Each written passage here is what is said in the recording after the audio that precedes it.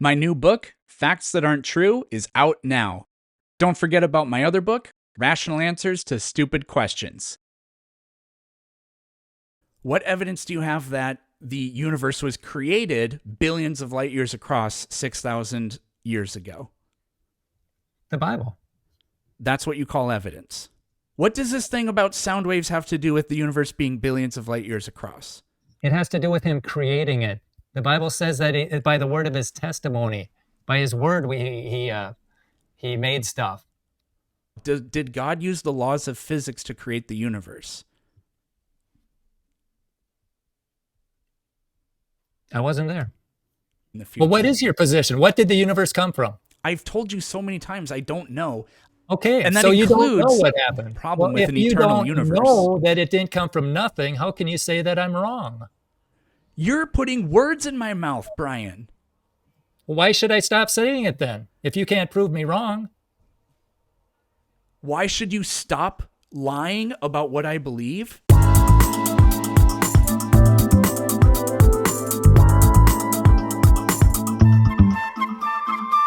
right. Okay. Well, thank you so much, Donnie, and thank you for Eric for making this all happen. I'm pretty excited about this, and thank you everybody for tuning in on a Saturday night. I will do what I can to make it worth your while, and this may be one of the most important talks that you listen to, because if we have the wrong perspective of the past, we're going to have the wrong perception of the present and the wrong focus on the future, and the results could be devastating to everyone. And I think that we could all agree that the proper perspective would be based on facts and logic and not on errors and imagination. And the perspective of the past will help us answer these questions. Who am I? What am I worth? Why am I here? Where do I go when I die? These are so important because beliefs have consequences. And this is Jeffrey Dahmer. He's a guy who killed people and ate them. He said, if a person doesn't think there's a God to be accountable to, then what's the point of trying to modify your behavior to keep it within acceptable ranges? That's how I thought anyway. I always believed the theory of evolution is true, that we all just came from the slime. When we die, that was it. There's nothing. And you might say, well, that's just one guy. What a nut, But what if the whole culture follows that path and actually believed what Darwin said? At some future period, not very distant, as measured by centuries, the civilized races of man will almost certainly exterminate and replace the savage races throughout the world. The break between man and his nearest allies will then be wider, for it will intervene between man and in a more civilized state, as we may hope, even than the Caucasians, because the white people were on top back then, and some ape as low as baboon, instead of now between the Negro or Australian and the gorilla. So they wanted to widen that gap and get rid of those Negroes and Australians. And so that's what he said. And he thought, well, that's just one guy. Well, what if that idea starts to snowball? This is 1870. The war of annihilation is a natural law without which the organic world could not continue to exist at all. In 1875, just as in nature, the struggle for existence is the moving principle of evolution and perfection, so also is the world history of the destruction of the weaker nations through the stronger is a postulate of progress. And these are German ethnologists and biologists. And then this guy in 1893, according to Darwin's theory, wars have always been the greatest importance for the general progress of the human species. The physically weaker, the less intelligent, the morally lower must give place to the stronger. So guess who swallowed this hook, line, and sinker? Hitler. Yeah, the law of selection exists in the world, and the stronger and healthier has received from nature the right to live. Woe to anyone who is weak, who does not stand his ground. He may not expect any help from anyone. Okay. And to be fair, people who called themselves Christians did some abominable things in the past too, and I condemn both of them. I don't have much tolerance for people who don't have tolerance, I guess. That's kind of odd. But, when you force your ideas on people, like in Germany, if you spoke out against it, you went into the concentration camp. Or if you speak out of something else, you get, I hate the censorship. I think we should just have a free flow of ideas. But that's not happening in academia today. In academia, if you don't go along with their perspective of the miracles, then you're going to not be able to play the game. And so what are the miracles?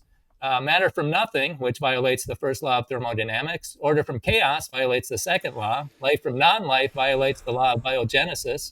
Immaterial ideas from matter, that's Einstein's gulf. He said that was a gulf that's unbridgeable. and consciousness from matter. And I'll predict that Eric will not explain how consciousness came from matter tonight. I've spent in 20 years, I've never seen anybody attempt it, but maybe he will. I would like to see that. And here's some timelines for the miracles. Okay, the blind chance timeline. There's people that believe that the Big Bang, that the universe got here by chance, and there's people that believe that humans got here by chance. And so that I just group them together. The Big Bangers and evolutionists are blind chancers. Okay, so 13 billion years ago, the first law was violated when matter was made. And then over the billions of years, the second law was violated when it got more complex and turned into this beautiful environment that we can live in on the Earth. And then 3 billion years ago, there was the first life violating the law of biogenesis, where the single living cell turned into everything that has ever lived. And then here we are today. Okay, and another viewpoint is a creation timeline. And there's only two options. Either it was designed or it wasn't. So this is dichotomy. So if there is information against one, that's information for the other one. And here's the timeline for the creation timeline. It's not too big compared to billions, so let's just spread it out. 6,000 years ago, that's when all the miracles happened. God created the matter, the sun, moon, stars. He created life, the animals, the birds, the people. And we've got a universe that's winding down. We've got DNA that's getting worse. And who did that? Well, I would submit to you that it was God. Then roughly 4,400 years ago, there was a big flood. That's where we get our sedimentary rock and our fossils. And then Jesus came 2,000 years ago. And it's BC. I know they're changing it to BCE, before Common Era, but it doesn't matter what you call it. It points to Jesus. And then people got on the scene here at the end of the timeline there and at the beginning of the other one. And people ask me, well, what do I think? I say, well, I just agree with Jesus. He was a young earth creationist. He was.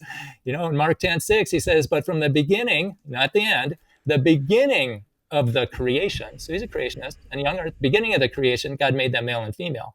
So Adam and Eve were there, not millions of years, not billions of years, but right there at the beginning. Okay, and let's define some terms here.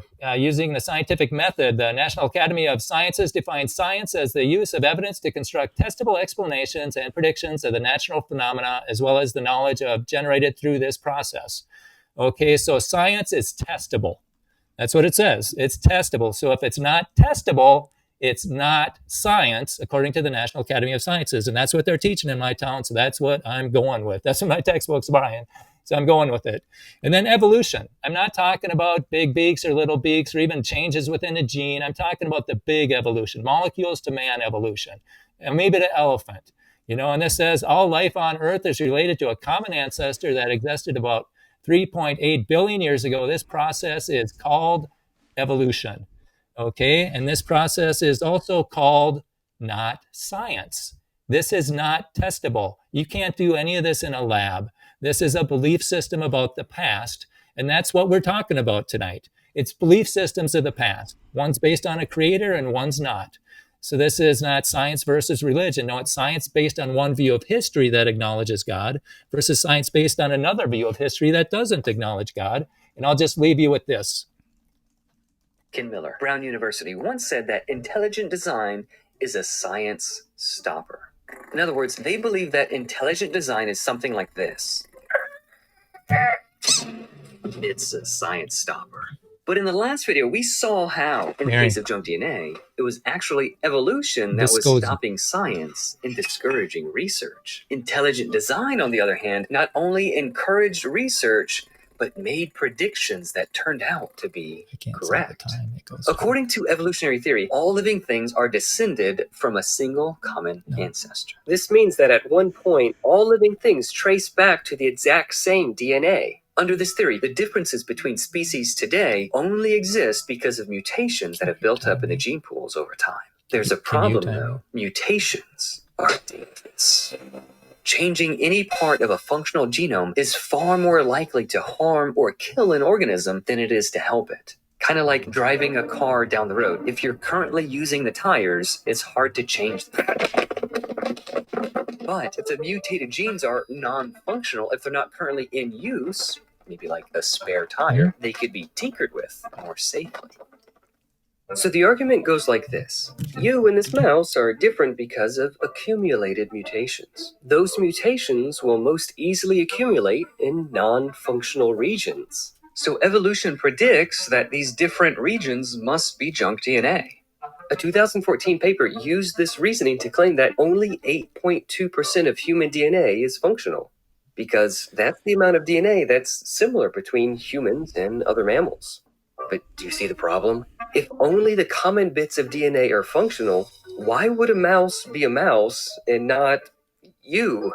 So some of this junk DNA has to be functional, torpedoing their entire logic. And on top of that, the first point in this argument, we're different only because of accumulated mutations, is an assumption.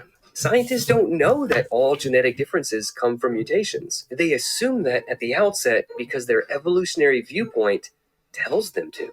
But what if, and I know this might sound crazy, but hear me out, what if the differences in DNA are what help make us different from mice? Intelligent design not only predicts that this different DNA is likely functional, it predicts that this different DNA might be what encodes the differences between species. And as we learn more about junk DNA, this indeed seems to be the case. This elegantly explains the reason for many similarities and differences in DNA between different species. The similarities reflect basic proteins that are needed in different types of species, and the differences in DNA control the unique things about an organism. In biology, similarities between species are important, but it's the differences that make the difference. By assuming that much of the DNA that's different between species was junk, evolutionists missed out on crucial scientific data. Others rely on a junk of the gaps argument, claiming that until we find function in a gene, we should assume it's junk. But this argument is defeated by the trend line of the data. We're finding function practically everywhere we look. He too understood that you can tell a lot about a theory by the predictions it makes. He said this: if the human genome is indeed devoid of junk DNA, as implied by the ENCODE project, then a long, Sorry for not getting back to your email. I saw your cannot email, bro. explain I've the been human so genome. If, freaking on the other hand, ridiculously organisms are swamped. We gotta hit designed, it then up all sometime to do a DNA, stream or or as much something, as dude. possible, is expected to exhibit function. If ENCODE is right, then evolution is wrong. In regard to DNA, Brian, help science. in your last minute, did you want to Evolutionists pause the video and summarize? Because I think we're going on for opening statements. We don't mind a couple minutes of a video, but yeah. All right. If you wanted to summarize, you got about 1 minute. Basically, the evolutionists, they did not allow for the junk, and they were wrong, and the creationists did allow for it, and they were right. And so I apologize for going after my stopwatch went dark on me. Sorry about that. And so, yeah, basically it makes accurate predictions, and the evolutionists were wrong with their predictions. They called it junk when it wasn't.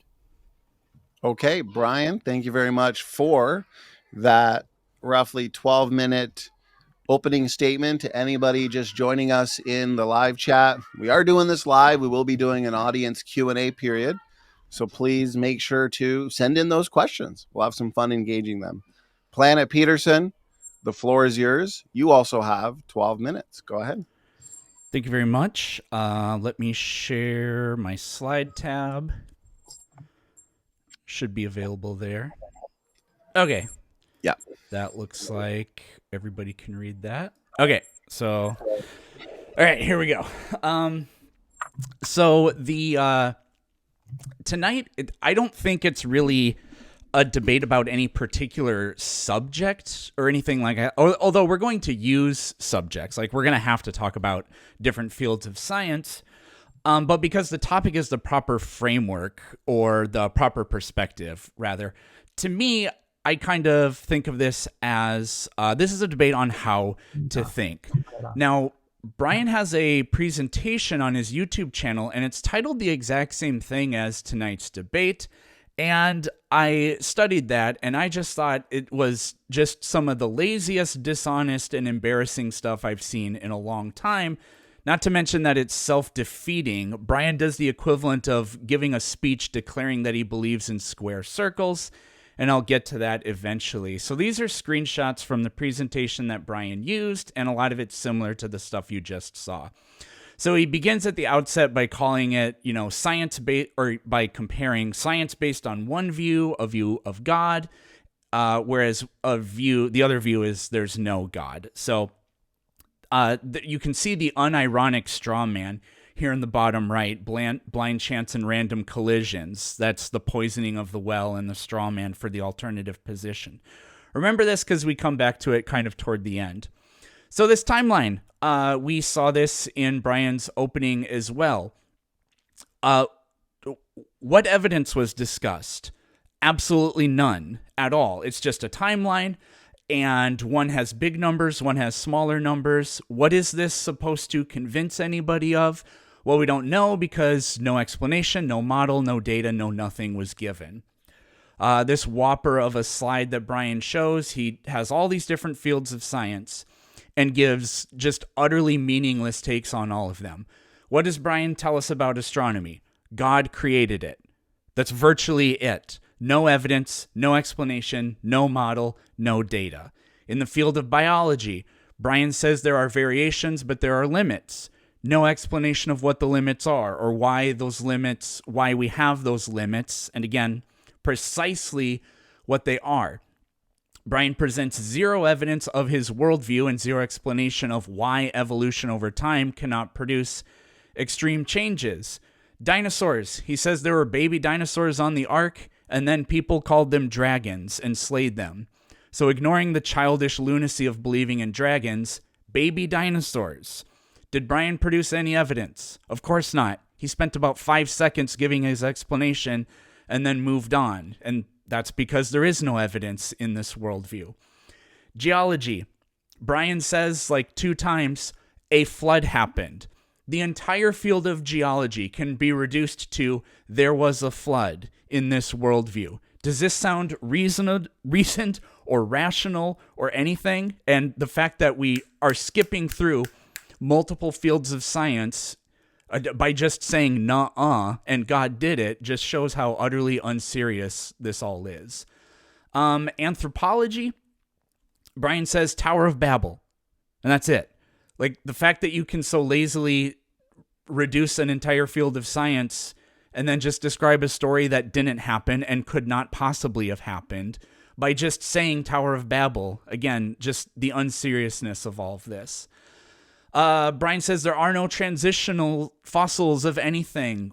Brian, what on earth are all of these things? Transitional fossils are very well understood by evolutionary biologists. I don't know why you would say this unless you just don't know that the evidence exists, or you just hand wave away the evidence in laziness. Another thing Brian says, trying to debunk geology and the claim that Earth is very old. Granite can't form from magma because the minerals are of different densities.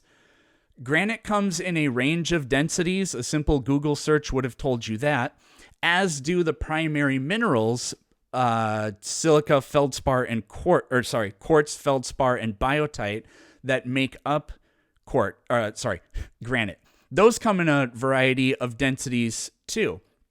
So the idea that I don't know how you come up with this unless you're just literally not trying and you're searching for the most microscopic thing to try to make a cheap talking point. But the way that you attempt to debunk mainstream science by just making a statement, oh, the minerals are different densities, therefore it just could not have happened. The end. No explanation of anything. No real rigorous attempt at debunking, and certainly no presentation of data that supports a particular view. Plate tectonics. I don't have a picture of it, but Brian holds up this book. It says 20 reasons to question plate tectonics or something to that effect. And all he says is, plate tectonics? Well, there's this book. Plate tectonics doesn't work. That's legitimately the only thing he says. It doesn't work. We have clear, demonstrable evidence of plate tectonics. You can look at the ages of the oceanic crust. You can look at the locations of deep focus earthquakes and multiple other things as well. Orogenies across the planet, the distribution of fossils across the planet. I just don't understand how you can make these claims. I didn't have to do anything to rebut Brian's speech other than remember the material that I taught in high schools for 10 years. The alternative that we're being sold here from Brian, the comprehension of of this alternative doesn't go to an American high school level. I didn't have to do anything special. And then, as if the incompetence wasn't enough, I don't know if Brian's a liar or what the deal with this is, but we saw this in his opening too. He brings up On the Origin of Species. So Brian takes this 19th century English and tells the entire audience, hey, see, this book was about one race being better than the other. On the Origin of Species famously skips over the question of human evolution. It's about other organisms. Races was the way people in the 1800s would describe what we call species. There's nothing about human evolution in this book, and it's not a book about racism. And then he goes on, we saw this quote in his opening as well. This quote from Darwin is very often used and misused because what Brian is trying to do by lying to you is telling you, implying that Darwin desired or was calling for what you see written here to happen. That's not what this is. You can read it for yourself and see this is Darwin simply proclaiming what he thinks will happen. Now, I don't know. Maybe it's just laziness. Maybe Brian didn't do the 5 seconds it takes to look into what favored races means, or do the 5 seconds of thinking it takes to understand that Darwin's statement was a prediction, not an endorsement. But in either case, it's either the lying or the laziness, and none of it bodes well. And again, it's clear that this is just such an unserious presentation. Couple more things. So this is by far the worst aspect of all of this. So Brian shows this slide again, and he says, well, which view should we go with? According to Brian, you can see the transcript in the video from him talking. He says we should throw away the one that violates the laws of physics. Brian, I don't know how you do it. I don't know how you get up every day and say you're teaching creation science while also proclaiming that if an explanation requires miracles, then it's not science. I cannot wrap my head around this. You openly believe in a contradiction. Creation science is not science by your own admission. The explanation that requires us to insert magic, which is an unknown process, to make the description of a process complete, makes an insane and asinine logical leap that the secular model does not. There are things we don't know, and we have tentative explanations that we are working on testing, but nothing in my worldview, which I think is the proper perspective, isn't scientific or a contradiction like this just blatantly is. Everything in Brian's worldview is unscientific and a contradiction. And then the Big Bang. So just more complete incompetency or poisoning the well. So like if I said, because we can see here, the Big Bang is nothing plus nothing equals explosion. If I sat up tonight, I will not do this. I will not sit up here and say, well, Brian's worldview is wrong because Santa Claus and the Tooth Fairy don't exist. That's a straw man, and it's intellectually dishonest. Nobody except creationists thinks that the Big Bang is when nothing turned into something. This is the most commonly regurgitated idiotic trope about the Big Bang, meaning it's the most commonly debunked talking point. And yet here Brian is saying it. This proves either you can't think, you won't think, or you're lying. Because there's no possibility that you'd say something like this if you had just looked into it for even one moment. Because it's just utterly humiliating to sound so dumb in front of a group of people. And nobody would do that to themselves unless they were just lying or, again, didn't spend even 5 seconds looking into it or thinking about it. Another thing, he tries to debunk star formation by appealing to Boyle's law. Boyle's law only applies when temperatures remain constant. This is one of the 3 ideal gas laws. So, Brian, do you know about hydrostatic equilibrium? Do you know about Jean's instability? Do you know about radiative cooling? Now, these are rhetorical questions, of course, because it's my opening statement, and we've already seen how utterly clueless, unread, unlearned, deceptive, and incompetent Brian tends to be. But what to sit here and say, oh, using 10th grade chemistry to debunk astronomy. This is exactly the same kind of thing that happens when a flat earther says they proved the earth is flat with a Nikon P900. It's just utterly lacking and unserious. And the very final thing is, Brian likes to point out that there are unknowns in science. So we should throw out an entire field that Brian disagrees with, which unfortunately is many fields: geology, astronomy, evolution, well, just biology in general, I suppose. So, Brian, if this is the case, how did God do, if you don't like this somehow thing, how did God do anything? Literally anything at all. So I promise that Brian will not give any answer to that question that we are going to see tonight. So stay tuned. Okay, that is 12 minutes and 12 minutes each for our opening statements for tonight. A lot of passion and energy so far in just the openers, but we've got 8-minute rebuttals. And so these are 8-minute periods to engage each other's arguments and defend our positions. And so, Brian, I will reset the timer and start it again on your first word. You got 8 minutes. Go ahead. Okay, I'm still working on the screen share real quickly. Okay, I think I got it. Sorry about this. No problem. As you're doing that to the audience, I will remind you all that we will be having an audience Q&A once we're done with the closing statements for tonight. So please, if you have a question or a challenge, maybe you hear something Brian says or something Eric says and you disagree with it and you want to challenge it, just make sure to send that in with a question mark at the end and we'll interact with those comments. Brian, your slide is up. Yeah, well, thank you. Yeah, and I wasn't talking about the origin of species. I was talking about the descent of man. That's where he said it. And I said it in my other talk that Eric had looked at, but I didn't have time to say that during the opening.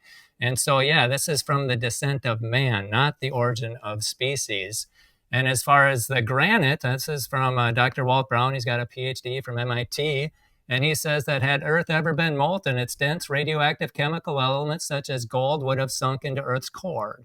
Gold is 70% denser than lead, yet it is found at the Earth's surface. And he said, if melted granite slowly cooled, the first mineral to solidify would sink to the bottom of the melt if it were denser than the melt, or it would float to the top of the melt if it were less dense than the melt. A layer cake of minerals would form instead of granite, which is a granular mixture of minerals. Therefore, the entire Earth was never molten. And let's see here. Let me go down to... Oh, wait a minute. But then, Doug, there's Richard Gentry. He also found polonium halos inside of granite. And it's got a 3-minute half-life. And if that was the case, it said it's like finding bubbles inside of the... Alka-Seltzer bubbles inside of ice. It had to form quickly. And he has a challenge out there. Prove him wrong by making granite. Okay, and then what else did Eric talk about? The origin of life is a huge showstopper. And I'm not a scientist, but I'll show you what scientists are saying about the things that I brought up. The origin of life is not happening. All of these little pictures of molecules coming together to form the first cell are fallacious, are ridiculous. The origin of life community has not been honest. They will write in their very papers, they will see some small phenomenon and extrapolate what this means in the context of origin of life. And then they will work with the press, and the press will extrapolate it all the more. And you get many, many people deceived. All of this is a lie. Scientist Craig Venter creates life for the first time in a laboratory. We're here today to announce the first synthetic cell. We haven't created life, nowhere close. What they did is they took a cell. They took the genome out of that cell. They manufactured a genome that's similar to it, and they put it in. That is akin to taking an engine out of a Ford and putting it into a Buick and then saying, look, I created automobiles. Okay, yeah. So again, those are scientists. It's not, and they do the proto cell, and that can't happen either. And and let's just jump to he talks about the Big Bang, and there's a lot of energy in the Big Bang, but energy destroys things. Oh, and he talked about the species, that they're not sudden appearance, that everything's gradual. Well, take a listen to this guy. Sudden appearances in the fossil record is not just an exceptional case, but actually it's a pattern that is found everywhere.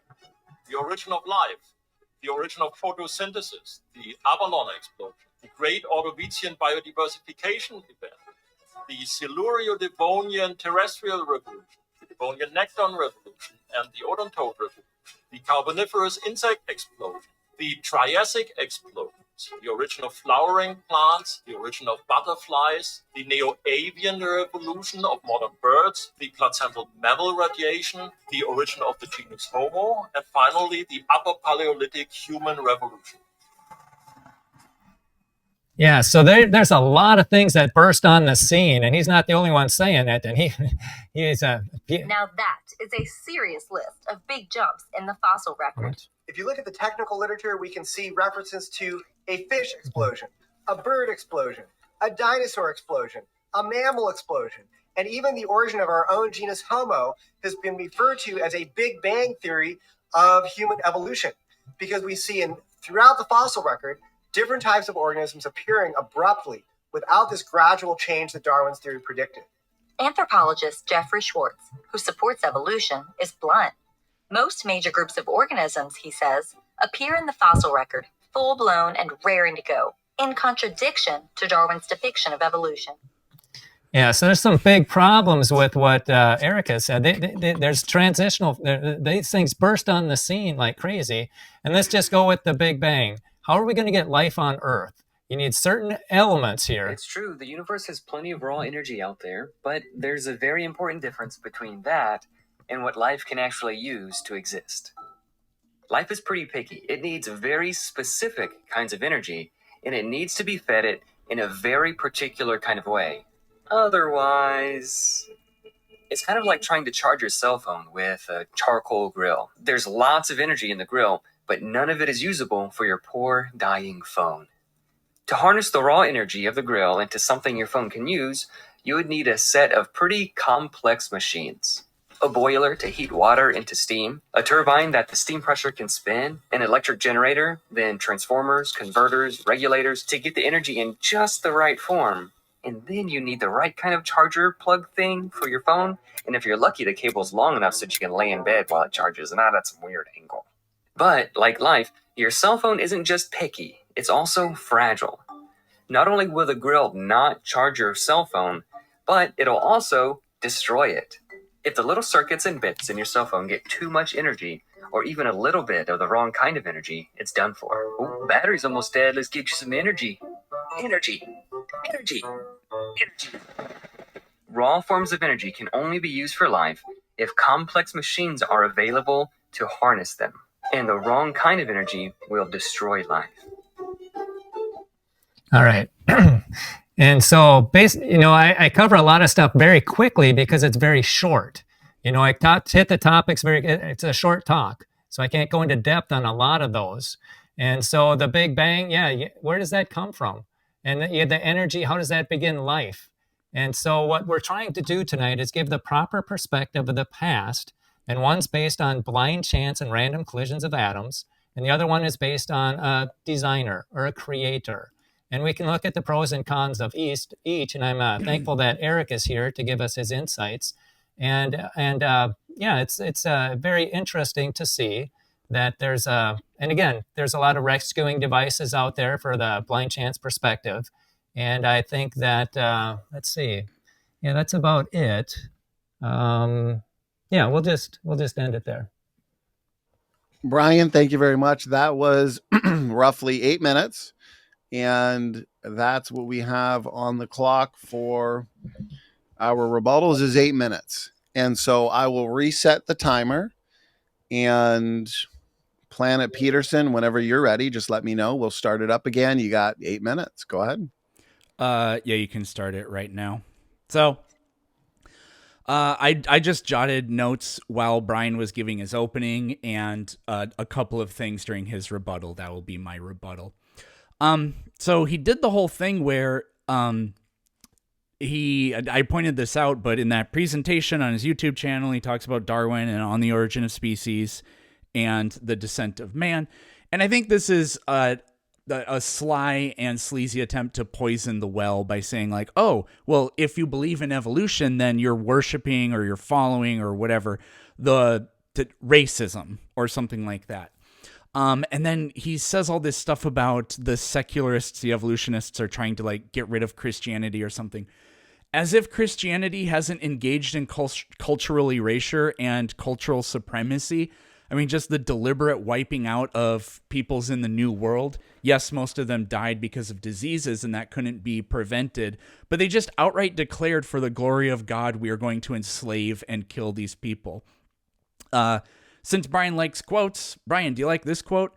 Slavery was established by decree of Almighty God. It is sanctioned in the Bible, in both testaments, from Genesis to Revelation. It has existed in all ages, has been found among the people of the highest civilization, and in nations of the highest proficiency in the arts. That's Jefferson Davis. That was his U.S. Senate speech in 1860. So, am I going to sit up here and say Christianity is the endorsement of slavery? No. He also brought up Hitler. Like, it's Godwin's law. How long does it take until Hitler gets brought up? Apparently, it's like the second thing that Brian said. So, but I don't know if, Brian, you're unaware, but Nazi Germany, they had an explicit policy of positive Christianity that they endorsed. So, you know, anybody can try to taint the narrative this way. But Brian did acknowledge that people who happen to be Christians have done bad things over time. Nice. So once again, Brian brings up scientific miracles. All of this is violated by Brian's worldview. He believes in a God that is a miracle worker. Brian's not going to give any account of how anything God did happened. This is why I said Brian believes in the equivalent of square circles. Creation science is an oxymoron. It's unscientific. And I'm pretty sure Brian uses miracle as a pejorative. Okay, your worldview is full of pejoratives then, Brian. I don't know why you do this then. I don't remember if this was from that stupid cartoon or what, but I wrote down a quote. Either it was designed or it wasn't. Oh no, this is Brian just showing us his timeline. So how does your timeline of 14 billion versus 6,000 years point to creation versus non-creation? It doesn't. There's no logical problem with saying, oh, we're created? Well, then we were created billions of years ago. And you could say it was by aliens, you could say it was by Yahweh, or you could just say we live in a simulation. Appealing to creation doesn't open the door to anything in particular, and it doesn't close any doors. And we can see that because there's no explanation of any data or how any of that data should be interpreted. Brian's just saying things. So in other words, it's epistemologically useless.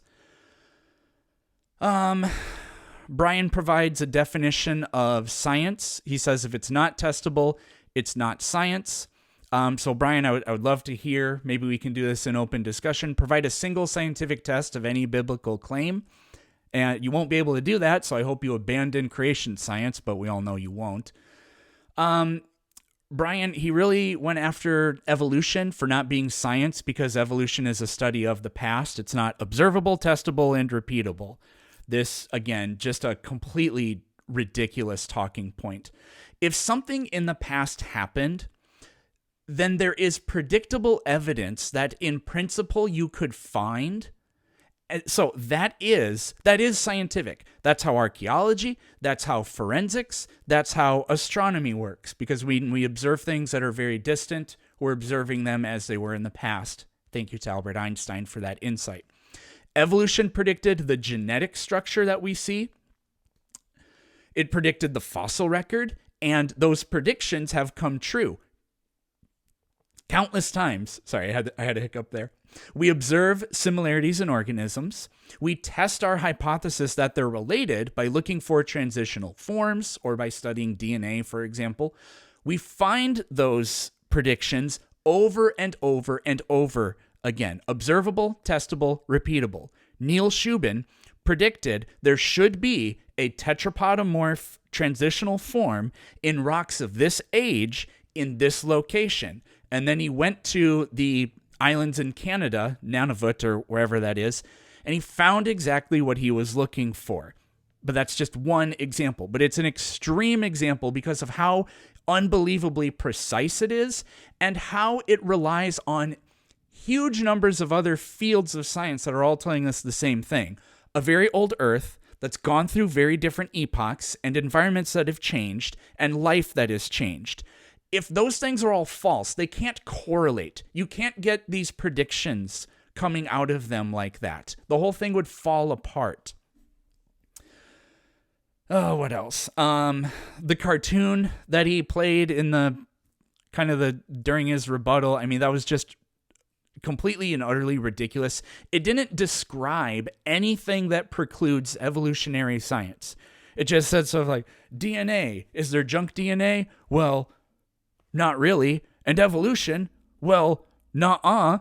I mean, like, if Brian thinks that video had anything to say, then I welcome with open arms any challenge that Brian can repeat from that video to me during cross-examination.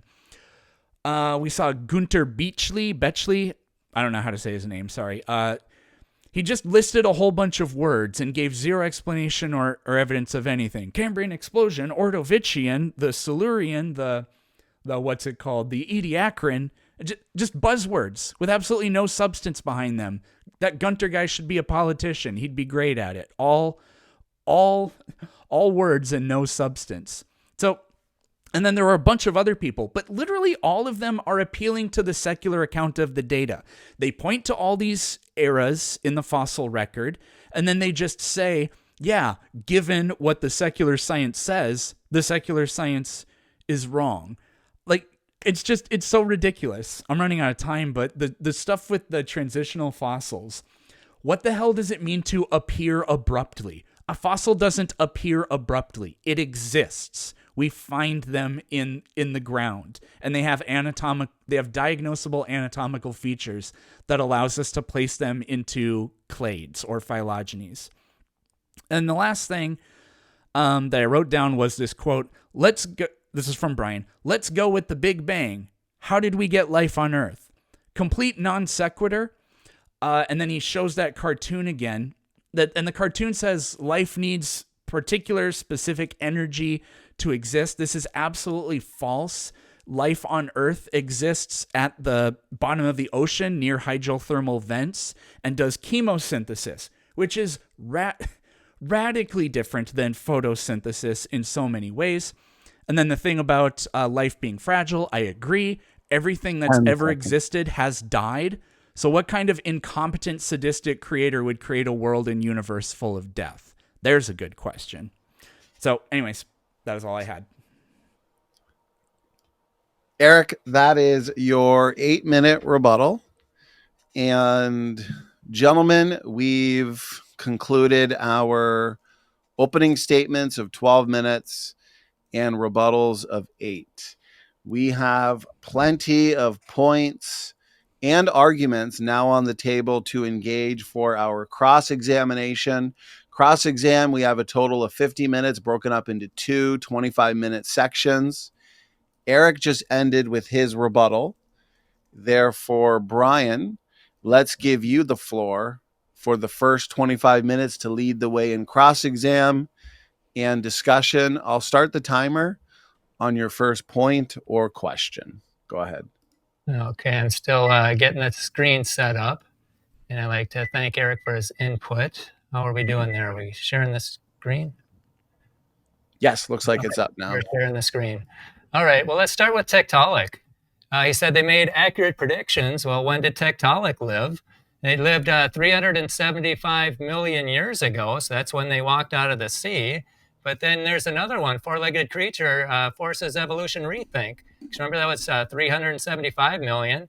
Well, this one is, let's see. This one is 397 million. So how do you get somebody making footprints when it's 20 million years earlier than when Tiktaalik was there? And the transition from our fishy ancestors to land creatures, which now was thought to have occurred 380 million years ago. Okay, so millions of years earlier, had they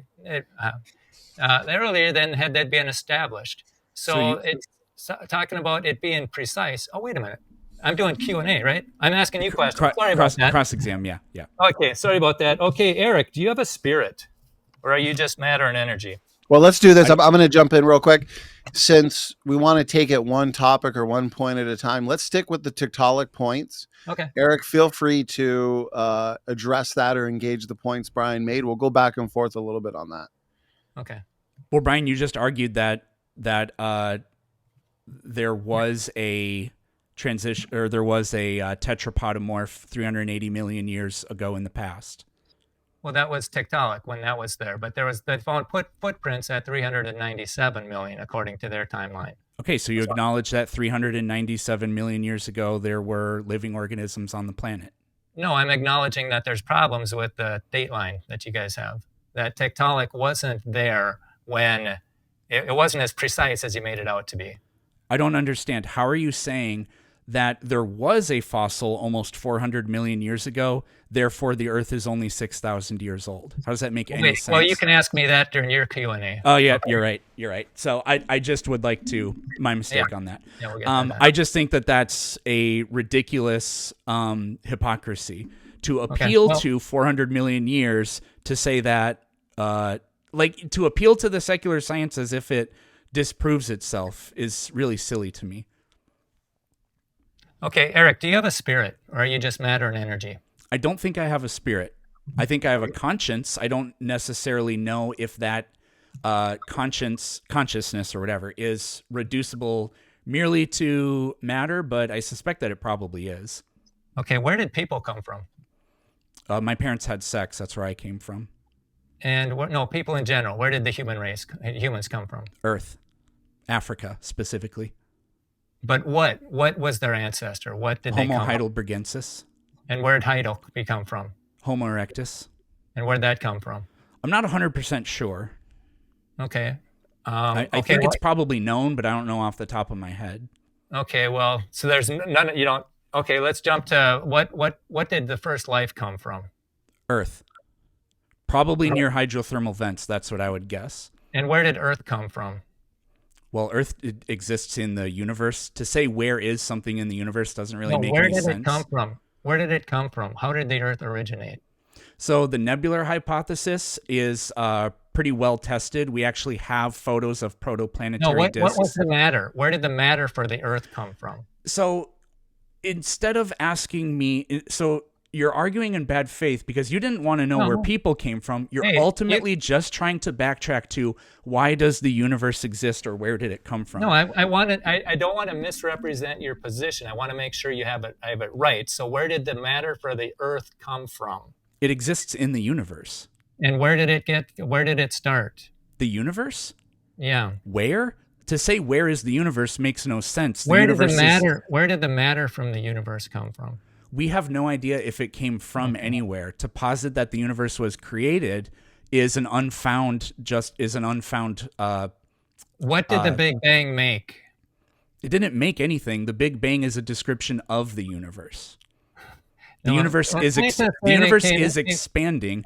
The Big Bang is not. The Big Bang is not an account of where the universe came from. It's a description of what the universe does. But where did the matter come from? Did the Big Bang make hydrogen and helium? Hydrogen and helium came out as a consequence of the rapid expansion of the universe, but to say that it came from the Big Bang, again, is not an appropriate statement. So we don't know. Just real quick, the Big Bang doesn't tell us that the universe was created. We don't know if the universe is created. It may be eternal. I'm asking about the matter. Do you think hydrogen and helium from the Big Bang turned into people? That's really a kind of a ridiculous straw man. Like, my cat eats cat food, and that food, she digests it, and it becomes part of her body because that's how organisms work. But to say my cat came from cat food is pretty silly. It's a weird kind of compositional fallacy. But I do believe in stellar nucleosynthesis. I don't know how somebody could doubt stellar nucleosynthesis. Okay, so do you it's think well we established. Came from stardust? Do you think we came from stardust? Do you think people? I think that's from where stardust? elements heavier than hydrogen, for the most part, come from. Okay, as so why as is rigorously confirmed by the scientific method.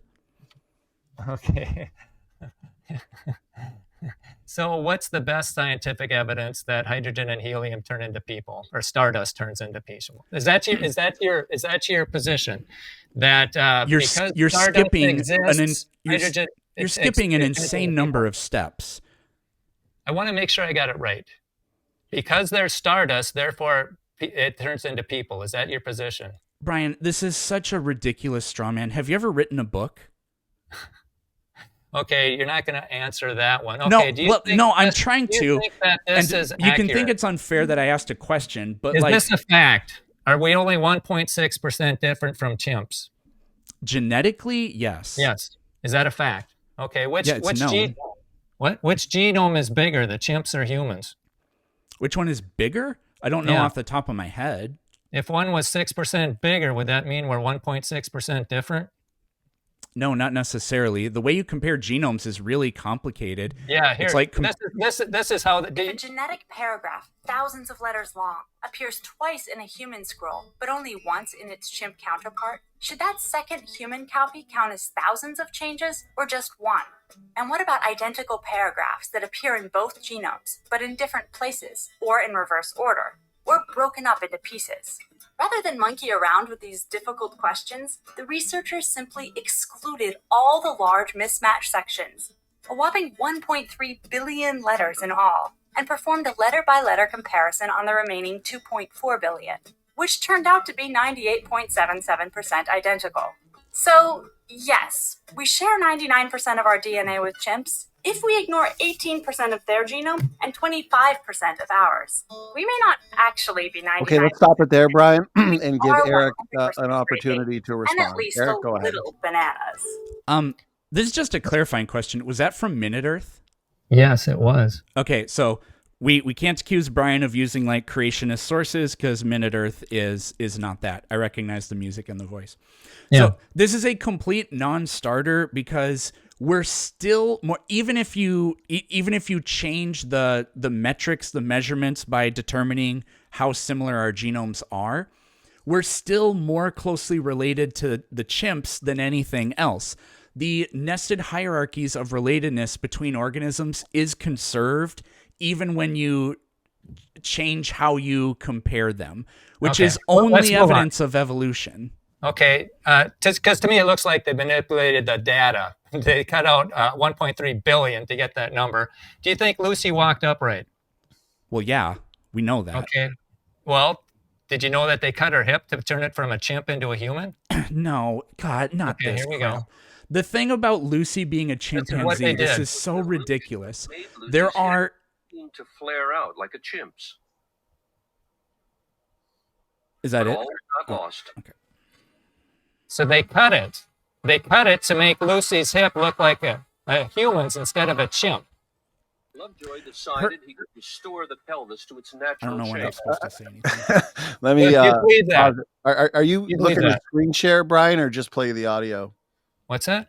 Are you looking to screen share or just play the audio? Am I not screen sharing? No, I think you might have ended the screen share. But Eric, if you're familiar with that point, feel free to interact with it. I don't remember the exact specifics of the hip, but the Lucy fossil, like when we find these fossils, they're broken into a lot of pieces and they get pieced together. And you can say that the paleontologists are incompetent, but I mean, whatever. But Lucy, it's not predicated just on the hip. There have been anatomical studies of Lucy's foramen magnum and of her femur, and we've compared the location of her foramen magnum versus humans, Homo sapiens, versus chimpanzees, and guess what? Lucy's is exactly in between us and them. Well, that's what you would expect in a transitional form. There are really specific details about the femur bone. There are particular grooves and notches that upright walking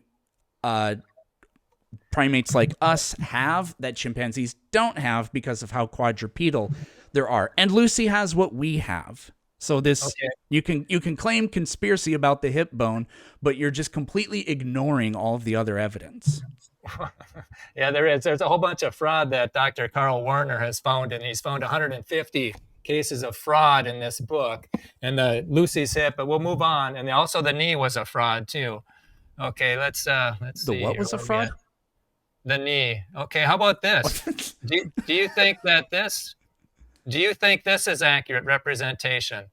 Embryology, that birds, bunnies, and people they've got the same, they look the same. Do you think that's a fact? Yeah, we have gill arches early in our development, but we don't have gills as fully formed adults. Well, those drawings look real close to Haeckel's drawings, which were frauds 100 years ago. Do they look pretty similar?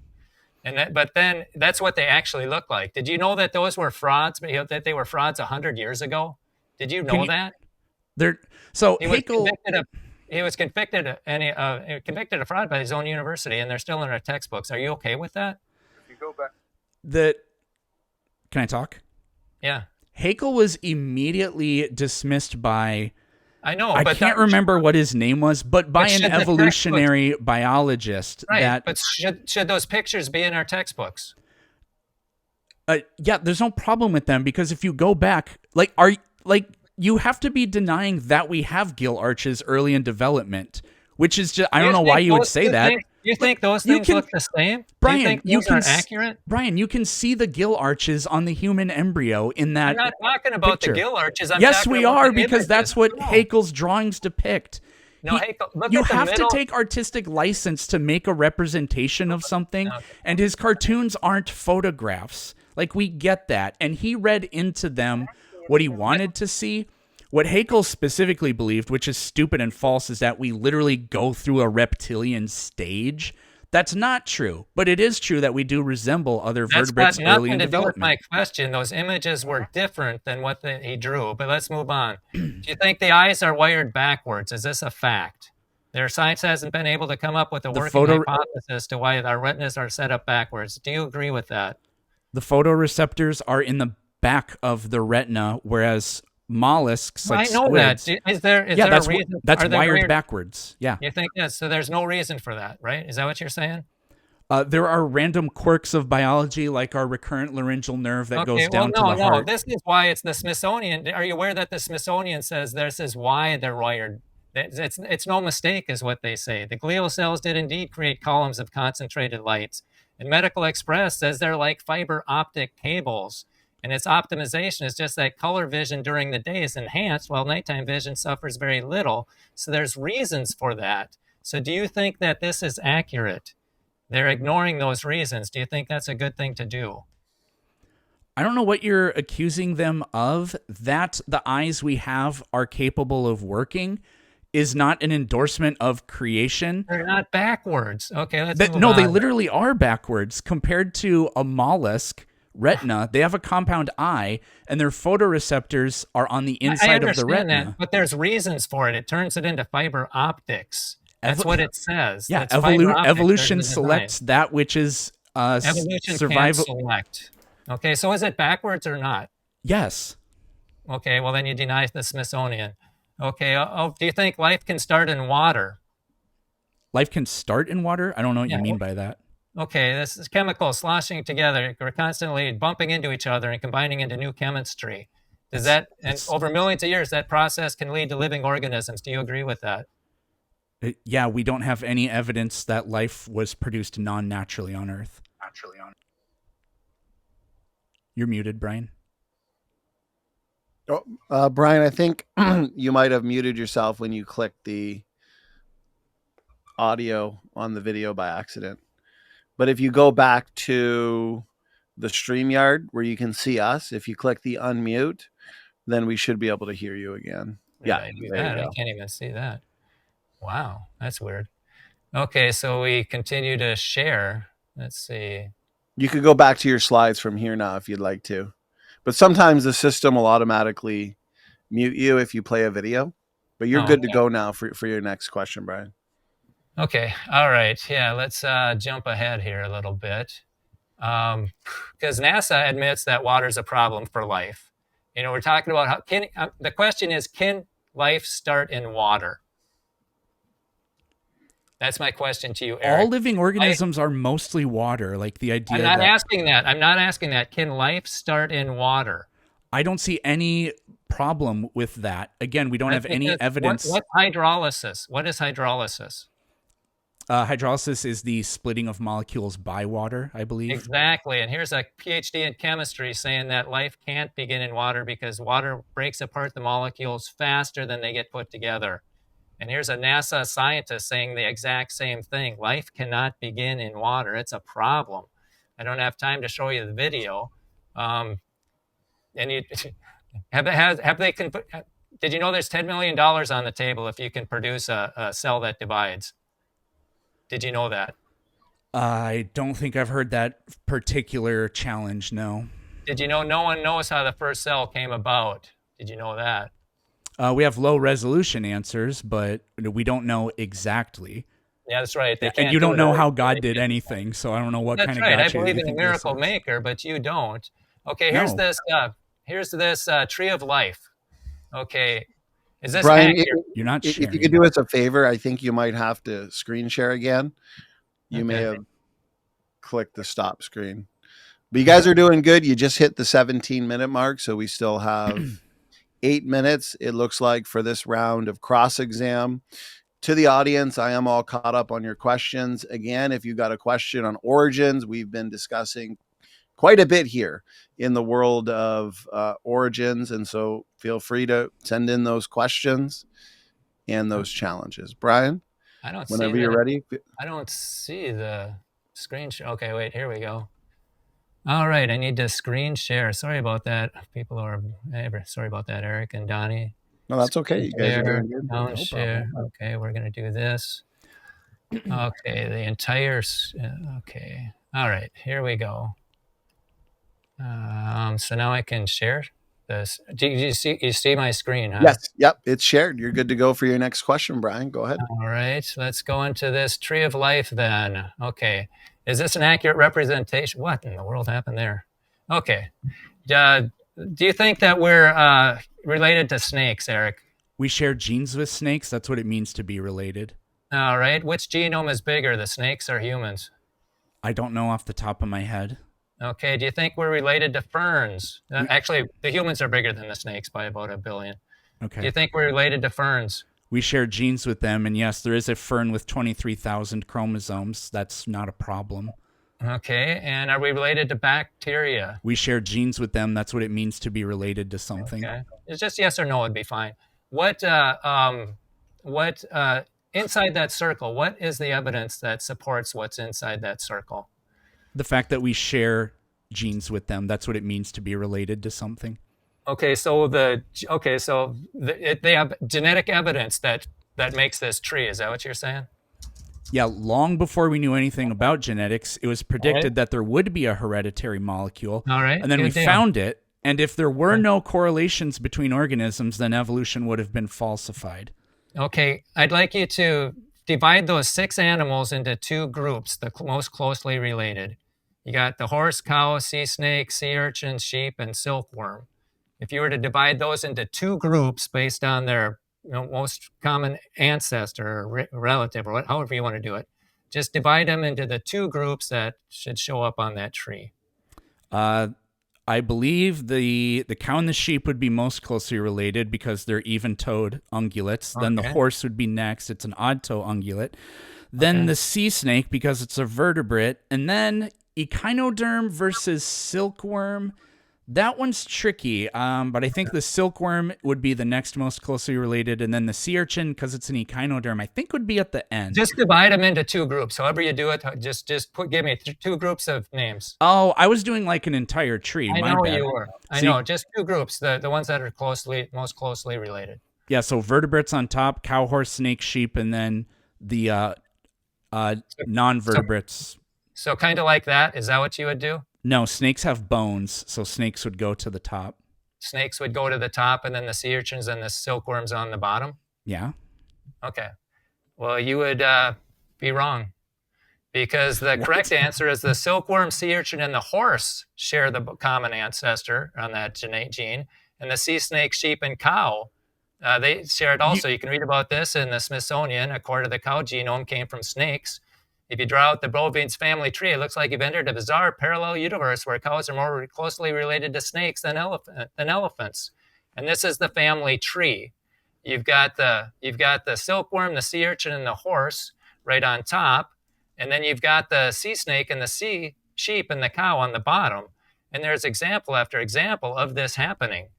So do you still think that that's an accurate representation of the life on Earth? Yes, I do think this is accurate. I'd have to go back to what you showed me there and study that for a second to get exactly what's going on there. The bovid family tree, bovid bee family tree, it's part of the DNA. Mm-hmm. And so they compared them. And the horse shows up with the sea urchin, and the sea snake shows up with the sheep. Okay. Is According it to National like Geographic. what? Yeah. I've got it. I've got it pulled up, but it's paywalled, so I can't really read into it. And I've got probably a dozen of these where the genomes don't fit what they expect. But you can ask about them later. But let's move on. Okay. Has collagen been found in dinosaur bones? Yeah, tiny fragments of it. Okay, how long can collagen last? Thousands, millions, or billions? Yeah, this is hilarious. You guys say it can't last millions of years, A, B, but or you C. don't think Just that A, the B, or C. universe even is that old, so Just you can't A, B, make or that C, claim. Eric. A, B, or C. Thousands, millions, or billions? It's unknown precisely. Oh, it is known. Collagen survival rate, research guide. They've got it at between 0.2 and 0.7 million. This is not. We haven't had that much time, so you don't know that. It can't last a million years, but according to you, that much time hasn't passed, so you don't know that. No, this is what they're saying. The point of it is it can't last millions of years. And how do you know that? Well, not my turn. Sorry. Yeah, it's what they're saying, and there's other sources that do that also. Have blood cells been found? Have they? Yeah. From what I understand, I read into this when I wrote my first book. Yes or no? Just yes or no.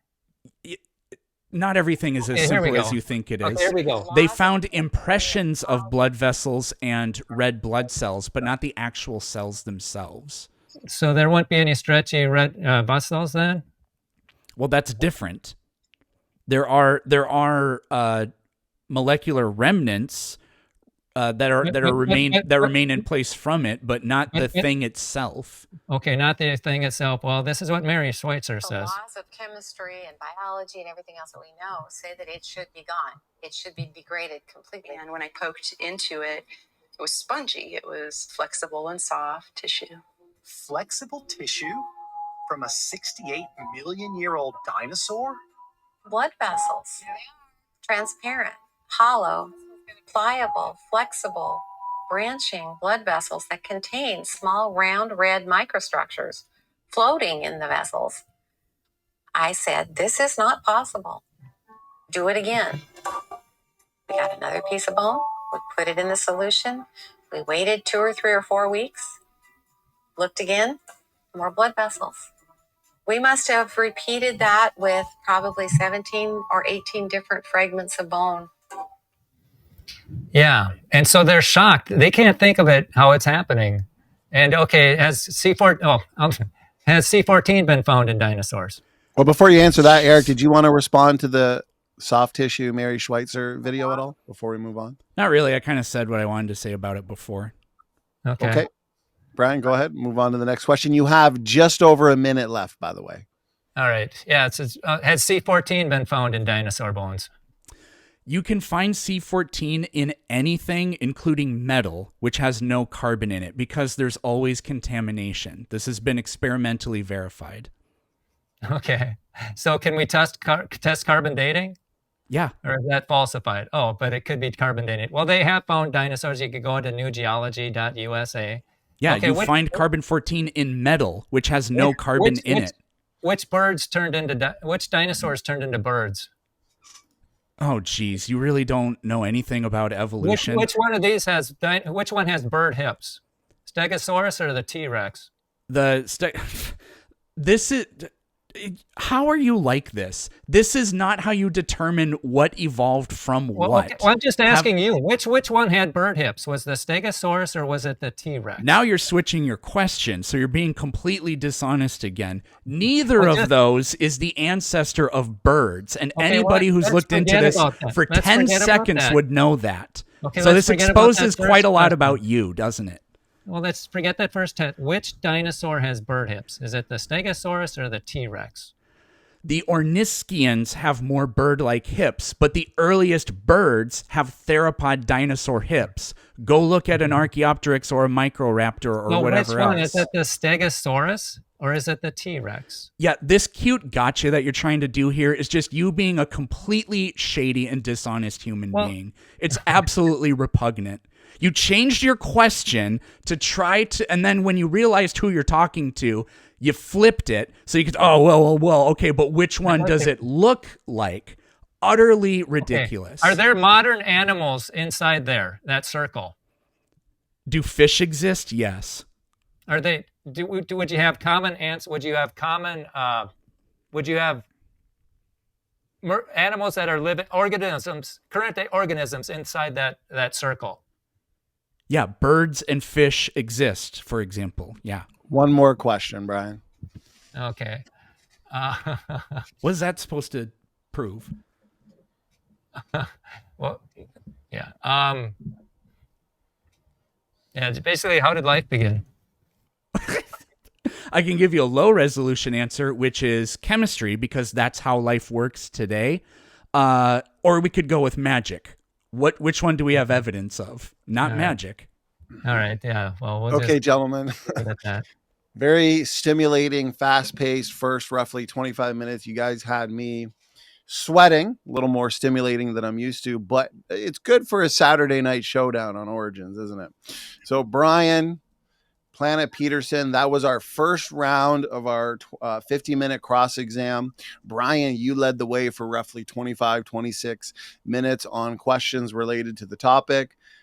Planet Peterson will reset the timer. You get to lead the way in questions and cross exam for 25 minutes. Go ahead. Thank you very much. So just before I do that, I'm actually going to, I read through that article from National Geographic, Brian, that you showed that said cows are more closely related to snakes. That's not what that article says. It's just showing, it's demonstrating that there's the transposons or the retro DNA or whatever. It throws a wrench in the way we do DNA analysis sometimes. So you're just peddling falsehoods by saying that. So anyways, on to the cross-examination. So if the Bible's true, then the claims that the Bible makes are true. So without using the Bible, sorry, I bungled that really badly. If the Bible is true, then the claims that it makes are true. I think that makes perfect sense to anybody. So can you give me any evidence outside of the Bible that the universe is 6,000 years old? Oh, yeah.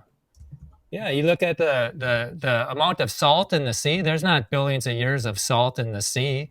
You look at the erosion rate. Give me evidence that it's 6,000 years old, not that it's not some other number. Okay, that is 6,000. That was Dr. Russell Humphreys. He accurately predicted the magnetic field of Uranus and Neptune in 1984, and we've got magnetic. Actually, the half-life of the Earth's magnetic field is 1,400 years.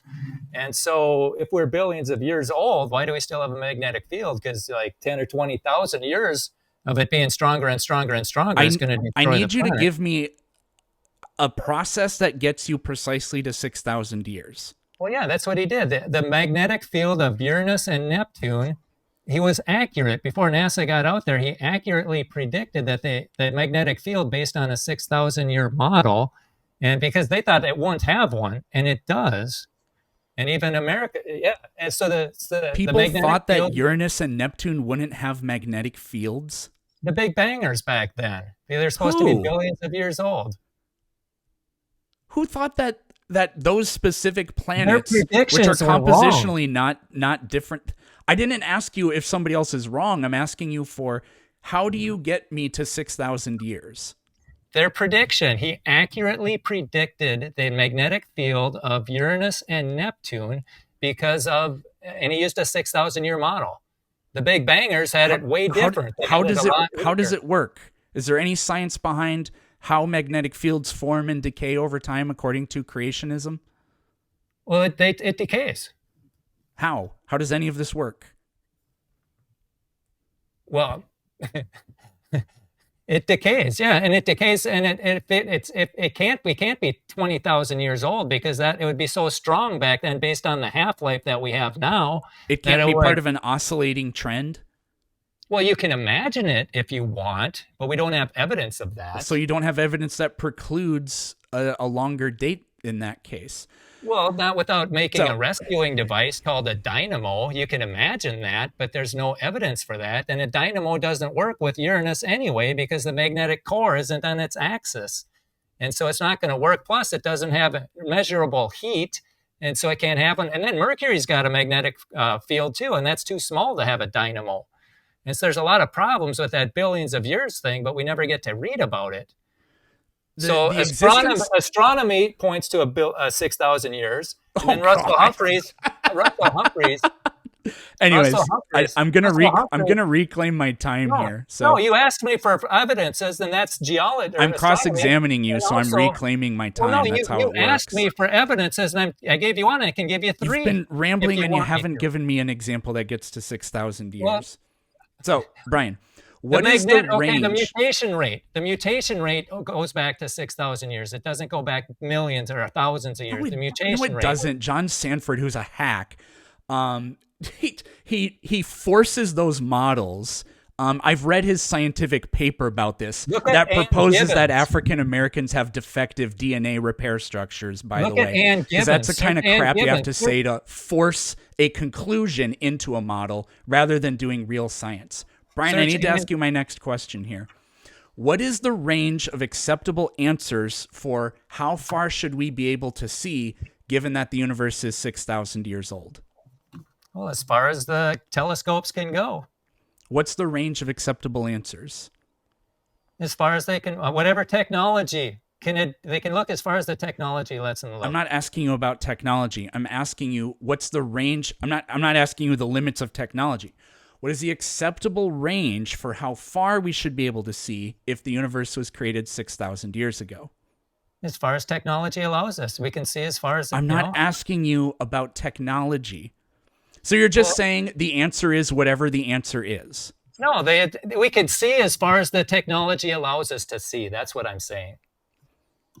There's no range for how far we can see. We can see as far as the range, as far as technology allows. You're completely misunderstanding my question. So if I said a car's been driving at 100 miles an hour for 1 hour, the acceptable range of answers is really small.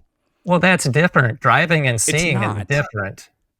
No, not fundamentally when it comes to this observation. No, not really. So if the universe is only 6,000 years old, what I'm trying to get to is why do we see for billions of light years? How is that in any way congruous with 6,000 year creation? God made the stars on 6 days and then he stretched out the heavens. What evidence of that do you have? That's why we got the accelerating. Our universe is expanding at an accelerating rate, and you have to figure out imagine dark energy doing that. I know. What evidence that God created the stars and everything the way we see it today 6,000 years ago do you have? The heavens declare the glory of God. So you have no evidence. Of what? What I just asked you. About how far we can see? What evidence do you have that the universe was created billions of light years across 6,000 years ago? The Bible. That's what you call evidence. It's a historical document. Do you consider this to be science, what you're doing? Yeah. In what way is this science? We look at all the evidence, put it all on the table, and we don't exclude one view. You know, it's like you got the creation model and the Big Bang, or the blind chance model, And the blind chancers have eliminated So the you accept created the model. Hindu perspective of creation. I don't know what that is. Do you accept it? I don't know. Do they have a book that's historically, archaeologically, and prophetically and scientifically accurate? You have that? Yeah. Scientific, for crying out loud. So how is it that we can see billions of light years, given that the universe is only 6,000 years old and light would not have been able to travel billions of years in that amount of time? Well, you got the same light problem. It's called the horizon problem. How you Answer got the question. Okay. What? How is that? God stretched out the heavens. What evidence of that do you have? Stretched them out. What evidence of that do you have? It says that several times in the Bible. He stretched it out. He stretched it out. That's not evidence. What evidence of that do you have? How can you explain this scientifically?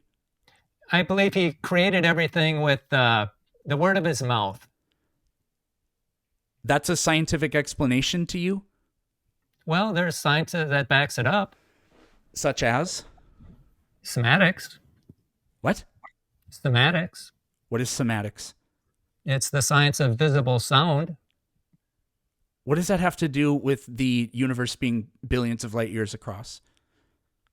Well, he if he can make stuff with his voice, he can do that. I'm asking for evidence of what? What does this thing about sound waves have to do with the universe being billions of light years across? It has to do with him creating it. The Bible says that by the word of his testimony, by his word, he made stuff. By his word, the faith through understanding, the worlds that were framed by the word of God. And so by his word, that's what he did. And there's a science called semantics that is kind of validating that. In what way does it validate that the universe is only 6,000 years old? Well, it is, not the age, but that sounds can produce things. So you think that, jeez, where on earth do we go from here? Did God use the laws of physics to create the universe? Well, he didn't use the first law because that's matter from nothing. He made matter from nothing. He didn't do the second law because he organized it real well. And also the law of biogenesis. Well, I guess a life giver did give life. And the rest of it he probably did with semantics. I was really just looking for a yes or no. Did God use the laws of physics to create the universe? I wasn't there. So you have no idea? Well, I think semantics can... I think there's evidence that words can create things. I think there's evidence for that. Could you give one example other than the thing we're discussing here, which is the creation of the universe? Can I share my screen? I don't care. Is that possible there, Donnie? Yeah, sure. What do I have to do? Just click the present entire screen. Okay. And we can entire put that screen, up for share you. share screen, the entire screen. And just for time, you're just a little less than 11 minutes. Don't count this. Give him extra time. I got it paused. No worries. Yeah. John Stuart Reid of Keswick, England, is the co-inventor of a new instrument called the cymoscope. It converts sound into three-dimensional geometric images in water. Sound effects matter in surprising ways, a mystery that has recently deepened. Cymatics is the science of visible sound. Here we have the beautiful song of a humpback whale.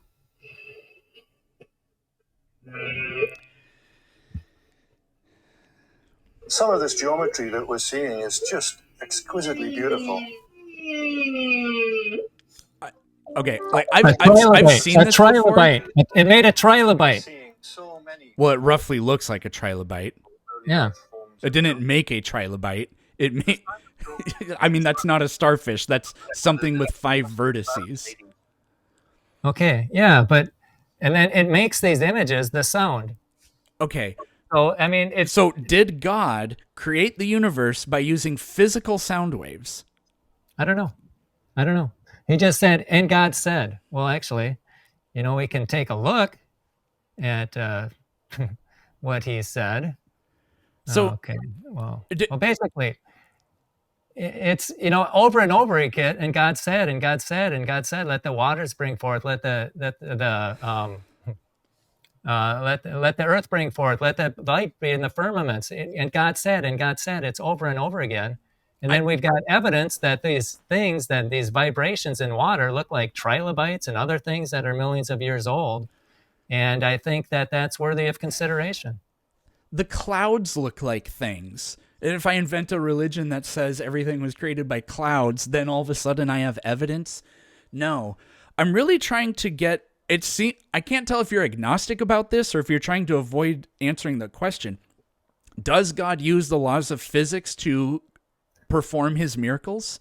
Hey, I'm not God. I'm. So you have no idea. I have no idea. So should we discard the God hypothesis because it violates the laws of physics? What's that? Should we discard the God hypothesis from science because it violates the laws of physics? Well, no, it just defeats the definition of science, not the laws of science. You define God out of the science book. Here's a science book that says it's limited to physical explanations.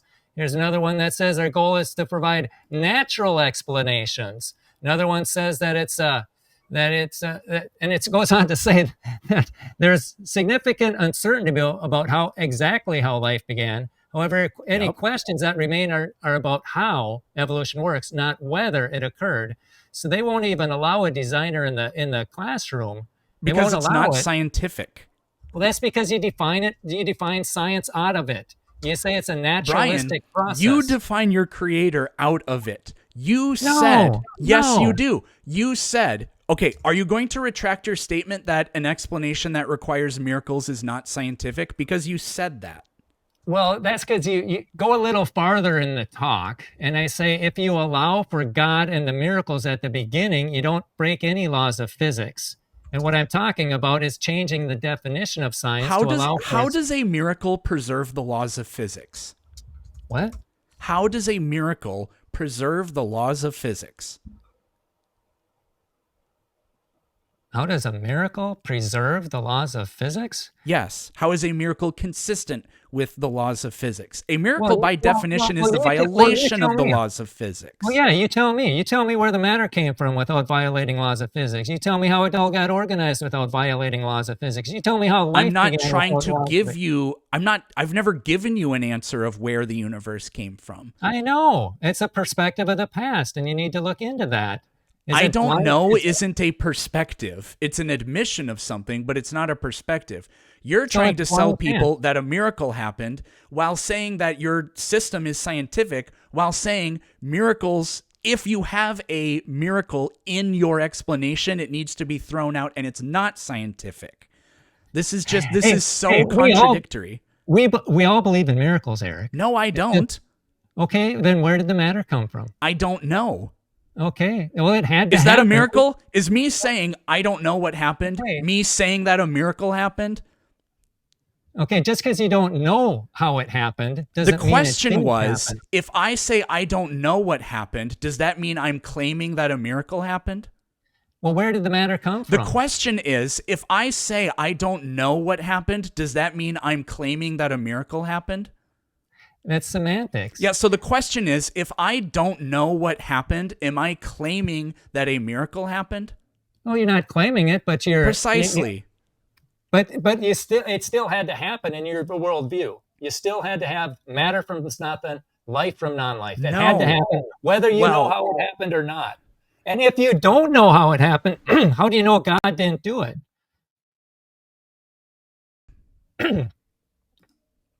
Oh, what the heck? Oh, Eric, I think you went on mute. Thanks. I'm just going to just go to the next thing, but it'll be along the same sort of theme. So, Brian, you claim that science is observable, testable, repeatable. Well, that's what the National Center for Education. I mean, that's our textbook. It says it's testable. That's what our textbook says. So that's what I'm going with. Sure. Does the past fit any of those categories? Does the past fit if it's testable? Testable, observable, testable, repeatable. Does the past fit any of those categories? Well, if somebody observed it, yeah. I'm talking about us today. Yeah, well, like there's forensics people, they figure out what happened in the past. There's, things like that. But so why do you say evolution isn't science if it does the same kind of thing forensics does? Because there's a lot of imagination in the assumptions. Same with forensics. Yeah. But there's okay, so why is one not science then? They both make assumptions. They both operate on what happened in the past based on assumptions, but they look for evidence that they formed from those assumptions. But one is science and one is not science. How does that work? Well, it's because you're looking so far in the past. There's so much assuming going on there. Being afraid of big numbers is not an argument. What's the actual argument? What? I mean, if millions of years, that's so long ago. Hand wave it away. What's the? That's the best you can do for dealing with your hypocrisy of forensics is science, but evolution isn't science, when they're both scientific investigations of the past predicated on assumptions. Well, yeah, there's a murder yesterday and there's got fresh evidence, but then there's these bones in the dirt. I mean, there's a lot of time for things to get misinterpreted there. And it all goes to our assumptions. If you believe in blind chance, you're going to think millions of years. And if you believe in creation, you might think of... Where is the blind chance in the evolutionary perspective? Where's the designer in the evolutionary perspective? You should have asked that question when it was your turn. Where is the blind chance? Random mutations. How is that blind chance? How is it not blind chance? Brilliant. Do you know what natural selection is? Yeah. Okay. Describe natural selection. It explains the survival of the fittest, but not the arrival of the fittest. It can't explain how something got there. There's a population of organisms, right? And they all are a little bit different. What does natural selection do with that population? Natural selection doesn't do anything. It's not a person. It's not anything. Yeah, I know. It doesn't have a teleology. It's a description of a process. Right. I know that you know this, so just quit avoiding the question. There is a population of organisms and they have variation among them. A lot of that variation is caused by these unpredictable mutations. What does the natural selection process do as a consequence to the population? Yeah, they're unpredictable, random mutations. I didn't ask you about the mutations. I asked you about natural selection. Well, the ones that were adapted would survive better than the ones that weren't. So it's not blind luck and random chance. There's a selective process involved in the entire thing. I really hope that you quit doing this ridiculous straw man where you conflate that mutations happen in an unpredictable manner with the evolution by natural selection process, because they're not the same. You've just admitted they're not the same. So I really hope you start being honest in the future about this. Natural selection needs something to select. Yeah, random a population of organisms. Right, but you needed random chance to get there. How did this life begin? Random chance. That has nothing to do. There's nothing to select. That's a random chance. That's a blind chance. No, it's not. It's not a blind chance that life evolved? No. Where's this? Natural selection can't select anything that's not reproducing. So to get to that part, you have to have You do know that we have autocatalytic chemical cycles that undergo natural selection, right? No, there's no chance you know that. Are you aware that we have been able to create synthetic autocatalytic chemical cycles that actually compete with each other in the lab? You can't make a cell membrane. Brilliant. So you don't know anything about it. So we have seen that chemical systems can actually compete against each other, and they're autocatalytic, which means they perpetuate their own. They have like a cyclical nature, which is what life is. Yeah, they're highly concentrated too. They're not like that in nature. Highly concentrated chemicals. Highly concentrated chemicals in nature. Have you read any research on like hydrothermal vents and the way we've found the Krebs cycle and Krebs cycle precursors near hydrothermal vents, and we've discovered these autocatalytic systems both in nature and in the lab? So No. get your $10 million, Eric. Because we can't answer this one particular question, the whole thing is therefore false. Brian, I'll give you $1 billion if you can tell me how God did anything. He spoke it into existence. I didn't ask. That's a description of how he did it? Yeah. Explain. Explain how he spoke it into existence. Well, I think it probably had to do with semantics. So you think that God used sound waves? Well, he said he spoke it into existence. That's what he said. I've got no reason to doubt him. So God is a physical being that uses sound waves? I'm not sure how he did it. Okay, so you don't get your $1 billion then because you have no idea. Well, I can't. Yeah, his ways are way above my ways. Yeah, that's right. I'm not God. Well, then quit calling it science. Can you name one scientific idea that's ever been disproven by Christianity? Or creation? I guess we can be more broad. How about the geocentric universe? How did that fall apart? You're aware that it was Christians that were fighting. The Christians were the defenders of the geocentrism. Are you just not aware of that?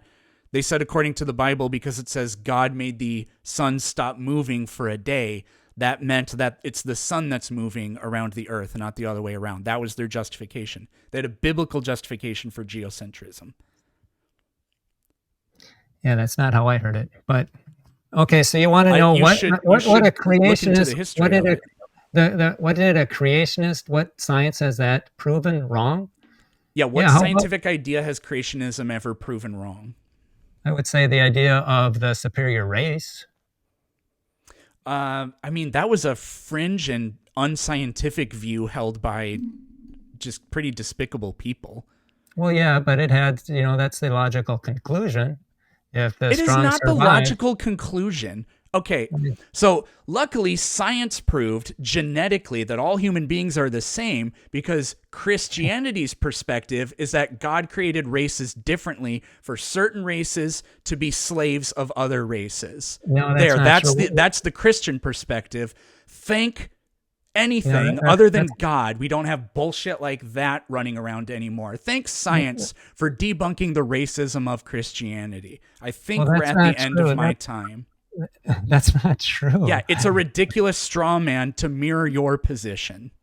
No, we're all of one blood. We all go back to Noah. Not according to the Bible. Yeah, it is. Yeah, it's okay. Well, there were Christians that didn't think that way. So in the exact same way that you said, there were racist people who had false scientific sounding ideas. That means that that's what science was. And thankfully, Christianity disproved it. I'll just flip that right back at you. Jefferson Davis, that's your guy, the racist that said that blacks were created to be the slaves of whites. That's the Christian perspective. Luckily, we now know, thanks to genetics, that that's not true. Thanks, science. No. Brian, feel free to have the last word because Eric had the last word in the last round. We are a little bit over the 25-minute mark. So again, feel free to respond however you'd like to, and then we'll jump into some concluding statements. Yeah, I think that I'll just may not have turned things around, but there was a Christian that invented the MRI, and he did not get the MRI. He did not get the Nobel Prize for the MRI because he was a creationist, Raymond Damadian, and it's his MRI that's in the Smithsonian. He's got the patent on the MRI, but because of the blind, this bias against a creationist, he didn't get the Nobel Prize. They could have gave it to 3 people and they only gave it to 2. And what I'm trying to do is get a level playing field. Let all the ideas on the table, put them all out there, and then focus on the ones that makes accurate predictions. Because right now we got a lot of sharp minds aren't going into science because they don't want to play that game. You got to bow down to the Big Bang and the geologic column, and you're going to get fired. And people don't want to play that, and it's hurting science. Junk DNA is one example that the creationists figured out, and vestigial organs. Okay, gentlemen, that wraps up our fast-paced, engaging cross-examination close to an hour of back and forth questions and dialogue on the topic. We do have 5 minutes each for concluding statements, 5 minutes to give us an opportunity to address anything we feel has been left hanging, as there has been quite a bit discussed, lots of questions brought up, lots of points put on the floor here, and land the plane on our respective positions tonight. Give our audience the best representations possible of the viewpoints being represented. Hopefully the audience can examine those in an objective manner. Reminder to our audience, we've got our audience Q&A coming up soon. 10 minutes roughly after our concluding statements. Therefore, you got about 10 minutes to send in your questions. Perhaps you heard something that Brian said tonight or Eric said tonight and you disagree with it and you want to challenge it or put forth an objection. Feel free to do so. End your challenges with a question mark, and we'll engage those for about 25 minutes. Okay, Brian, I see your screen shared. And again, we've got 5 minutes each for a concluding statement. Brian, I'll start it on your first word. Go ahead. All right. We're going to ask, will blind chancers allow people to think? You know, there was a science stopper when it came to junk DNA and vestigial organs. And I believe the proper perspective is based on fact and logic. And I didn't have enough time to show how evolution is based on a lot of imagination, the Oort cloud, multiverse, dynamo, dark matter, dark energy, and unknown processes for soft dinosaur tissues. And that's all imagination to prop up millions of years. It violates laws of physics. It gave us the superior race, junk DNA, and vestigial organs, and that was wrong. But if you believe in that, well, who am I? A mutated animal? What am I worth? Not much. And if you're a useless eater, you can get killed by your government, like in Germany. And why am I here? Well, it's no purpose. And where do I go when I die? It doesn't matter if you were Mother Teresa or Hitler, you go to the same place. And that's what this person did in Benton, Kentucky. He fatally shot 2 high school classmates and shot a bunch of other people as an experiment to see how people would react. And he said he was an atheist and that his life had no purpose and other people's lives had no purpose. And I reject that 100%. And I let this talk. Materialism is not science. It's simply a worldview that fails to explain or even consider the most profound, interesting, and beautiful aspects of human reality. Materialists are free to preach their religion, but they should stop pretending it's science. We want to follow the evidence, wherever it leads, and decide for ourselves. We are not materialists. We see the human soul. We experience love. We live with purpose.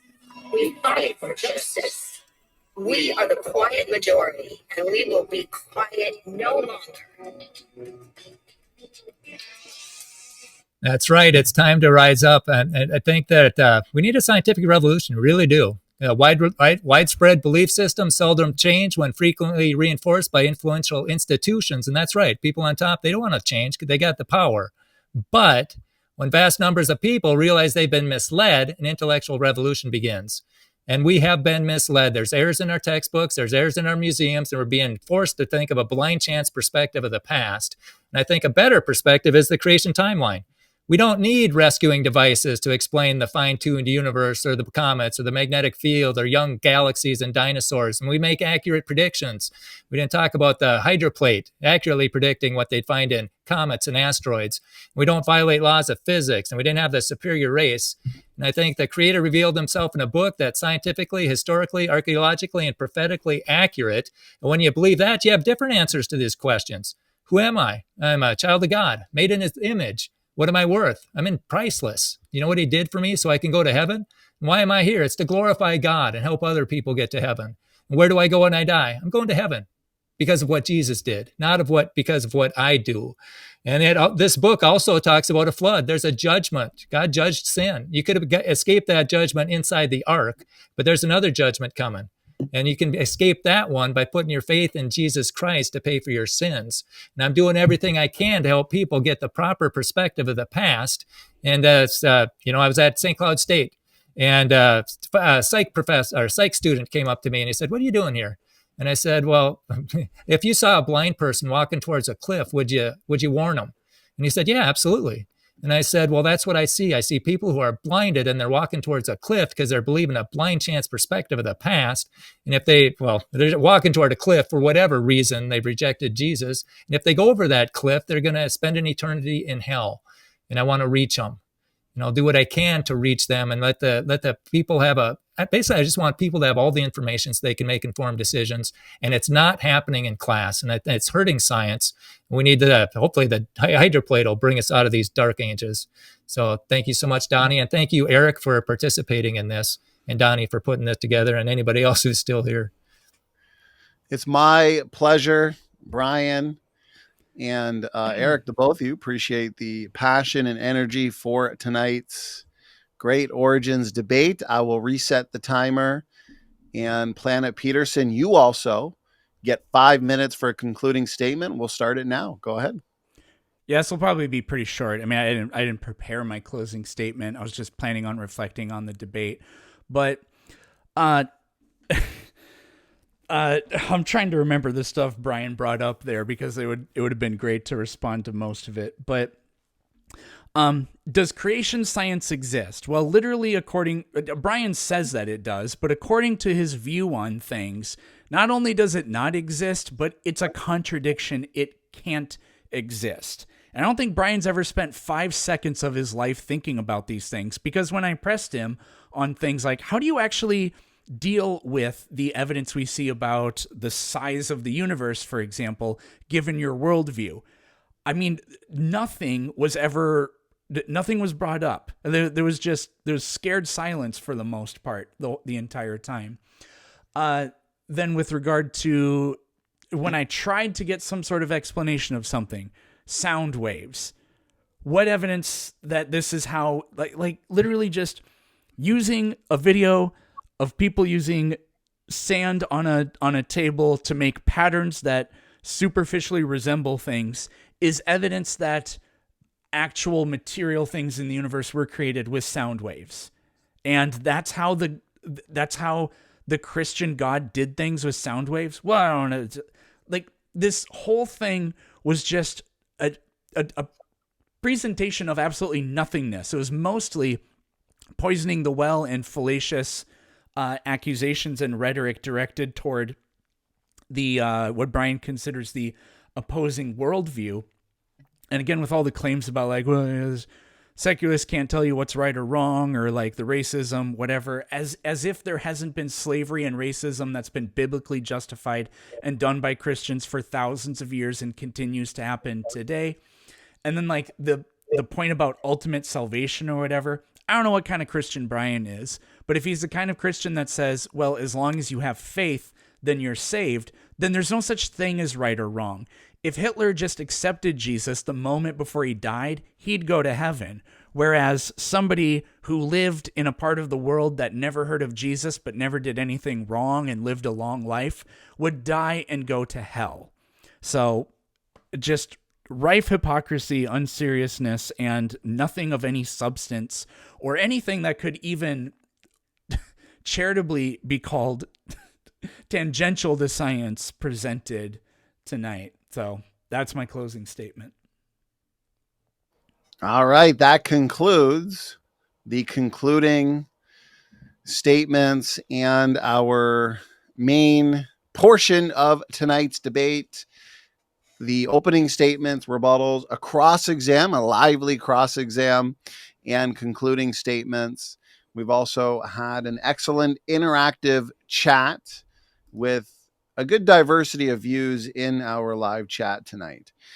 And so, gentlemen, Brian and Eric, let's get into some Q&A here. It looks like we got a pretty good mix of questions for the both of you. And so let's start here from the beginning. Okay, first question comes in for Brian. And it's from Jeremy Tan. Jeremy, thank you for the question. And he's wondering, Brian, if we're finding DNA function everywhere we look, do you mean every time we check, we find function as in 100% of the time? Brian, go ahead. I'm not sure I understand the question, but the junk DNA, they figured that it was 8% because that's how much they figured that there was only 8% that was actually functional. And they thought the rest of it was junk. And it held back science for a long time, a whole long time. And now we're finding pretty much the trend is that it's almost everything it may not code for DNA, but it has to do with, it has function. And it's a gold mine.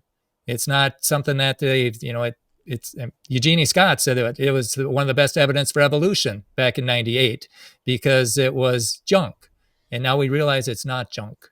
So I'm not sure if that answered the question or not, but that's... I think to clarify, Brian, he might be wondering, according to the creationist position, how functional is the genome, or how functional would you expect it to be? 100%, 80%? Oh, I'd expect it to be there's probably mutations in there. I think it was designed to be 100%, just like the vestigial organs. There used to be 100 vestigial organs taken out your tonsils, taken out your appendix, and now we realize, there's a function for that. So I think as time goes by, we're going to find functions for everything. It's a new design. I appreciate it, Brian. Eric, the floor is yours. Go ahead. I guess the only thing I would say is in science, when we learn new things, we accept them and we update our models. Sometimes things are not readily accepted, like what Alfred Wegener thought about continental drift wasn't accepted, but now it's only creationists that deny plate tectonics. So there's the fact that we learn new things and have accountability in science is its strength. Christianity's never been updated and refined and improved. In fact, they're dogmatic and think that can't, and they think that can't happen.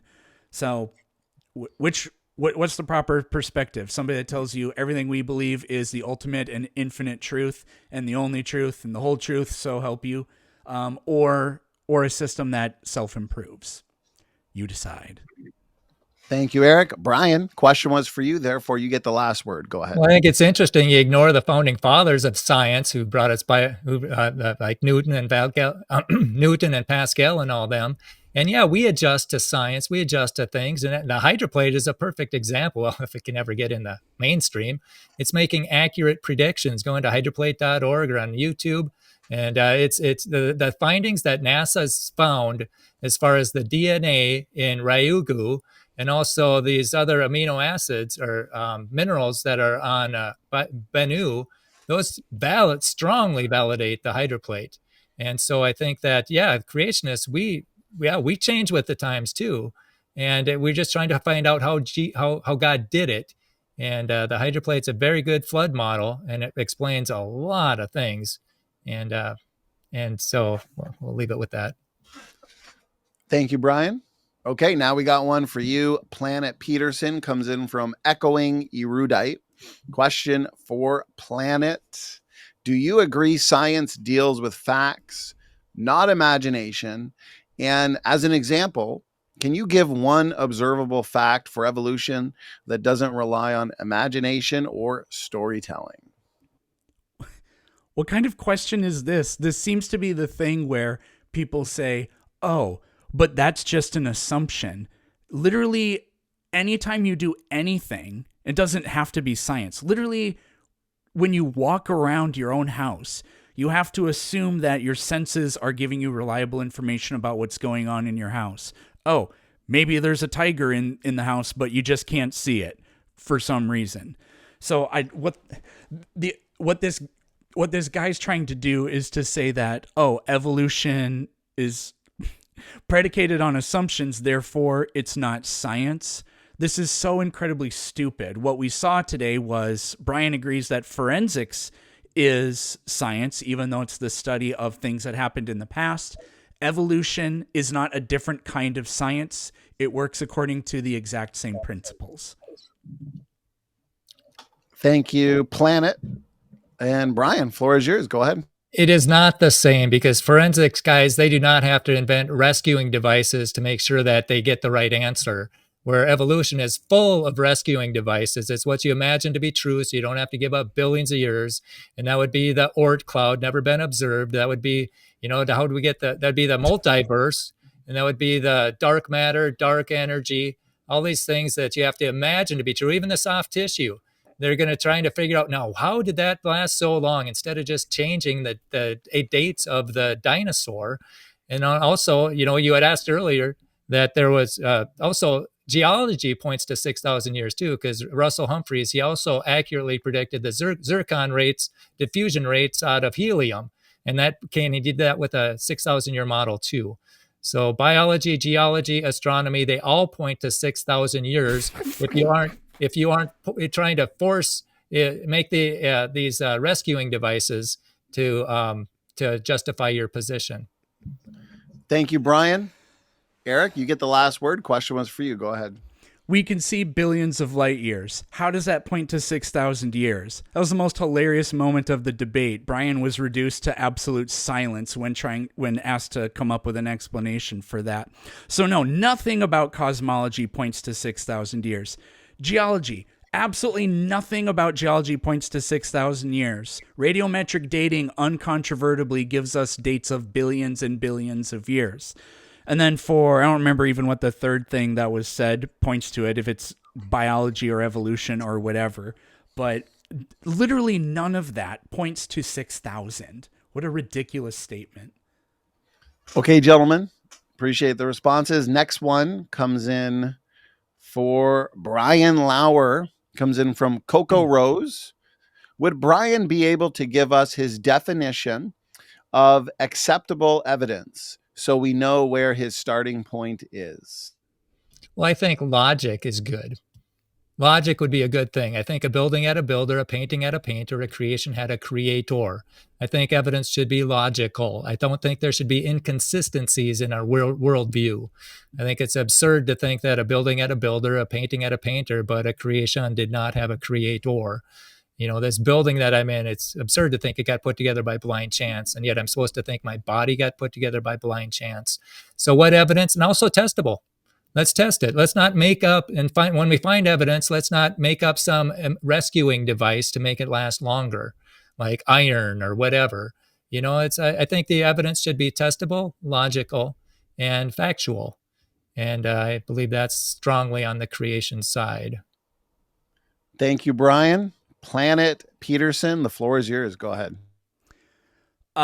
There's absolutely nothing about I'm just going to keep going back to the same thing, I guess. There's absolutely nothing about the fact that our observable universe is 43 billion light years in radius that is consistent with a 6,000 year creation model. Brian's brought up rescuing devices several times. All you have is a rescuing device, because if the Bible didn't exist, nobody could get to 6,000 years. Your only choice is to stutter and stammer and say, well, God did it that way with his word. So that's what I would say in response to that. Eric, thank you very much. Brian, you get the last word on this one. Go ahead. You got the same light problem, Eric. You got the horizon problem. You can't get light over all those either. You got the same problems. And it's scientifically, we don't have to have rescuing devices to explain comets or the magnetic fields. It all fits in a young Earth creation. It all fits. It doesn't. It sure does. How does it fit the existence of comets? We're not 10,000 years old. Explain. How do you explain that they're there after billions of years? Again, shift the burden of proof. So you can't do it for comets. Why can we see 43 billion light years? How is that consistent with 6,000 year creation timeline? See, that's a distance. That's not a time. That's a distance.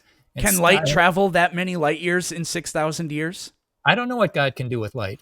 So you don't have anything. All you do is retrofit your conclusion into the evidence. You don't have anything either. The only reason we know any of this stuff is because of science. The Bible never told us anything about the true structure of the cosmos, whether or not other galaxies exist, how big it is. It never did any of that. You retrofit your conclusion into the evidence, violating the spirit of science. No, Anyways, the Bible gives us the framework for biology. It's everything produces. Talking about the size of the universe, Brian.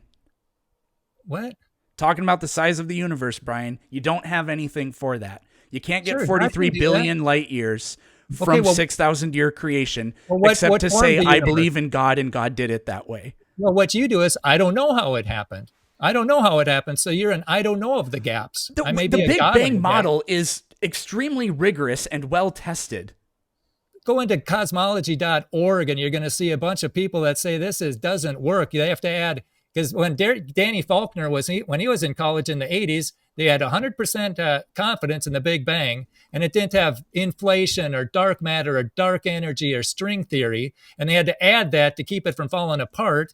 And now they have 100% confidence in the Big Bang today, and he says it's not a matter of if it falls apart, it's a matter of when it falls apart. And it would have fallen apart a long time ago, but they don't have anything to replace it with. And that's what I think the hydroplate will destroy the Big Bang. If anybody watches Kevin Lee's talk at Creation Forum, it destroys the Big Bang, because everything. The hydroplate is a stupid flood narrative about geology. That's going to disprove cosmology. Hey, why is the near side of the moon pounded and the far side isn't? The moon or the Earth protects the near side. How come we got the lava flows on the near side and not the far side? Why is the Pacific Ocean so much different than the other ones? What caused the Mariana Trench? You know, subduction from plate tectonics. How did a mammoth freeze standing up? How come they find rounded boulders in asteroids? And that tells us how old the universe is. A mammoth that was frozen.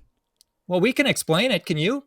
No, you can't. You just say God did it. That's not an explanation. Well, I'll explain it for you. Go ahead. I mean, yeah, because the fountains of the Great Deep broke up with such tremendous force that some of the stuff went up into outer space. What evidence of that do you have? The standing frozen mammoth. We also have accurate predictions.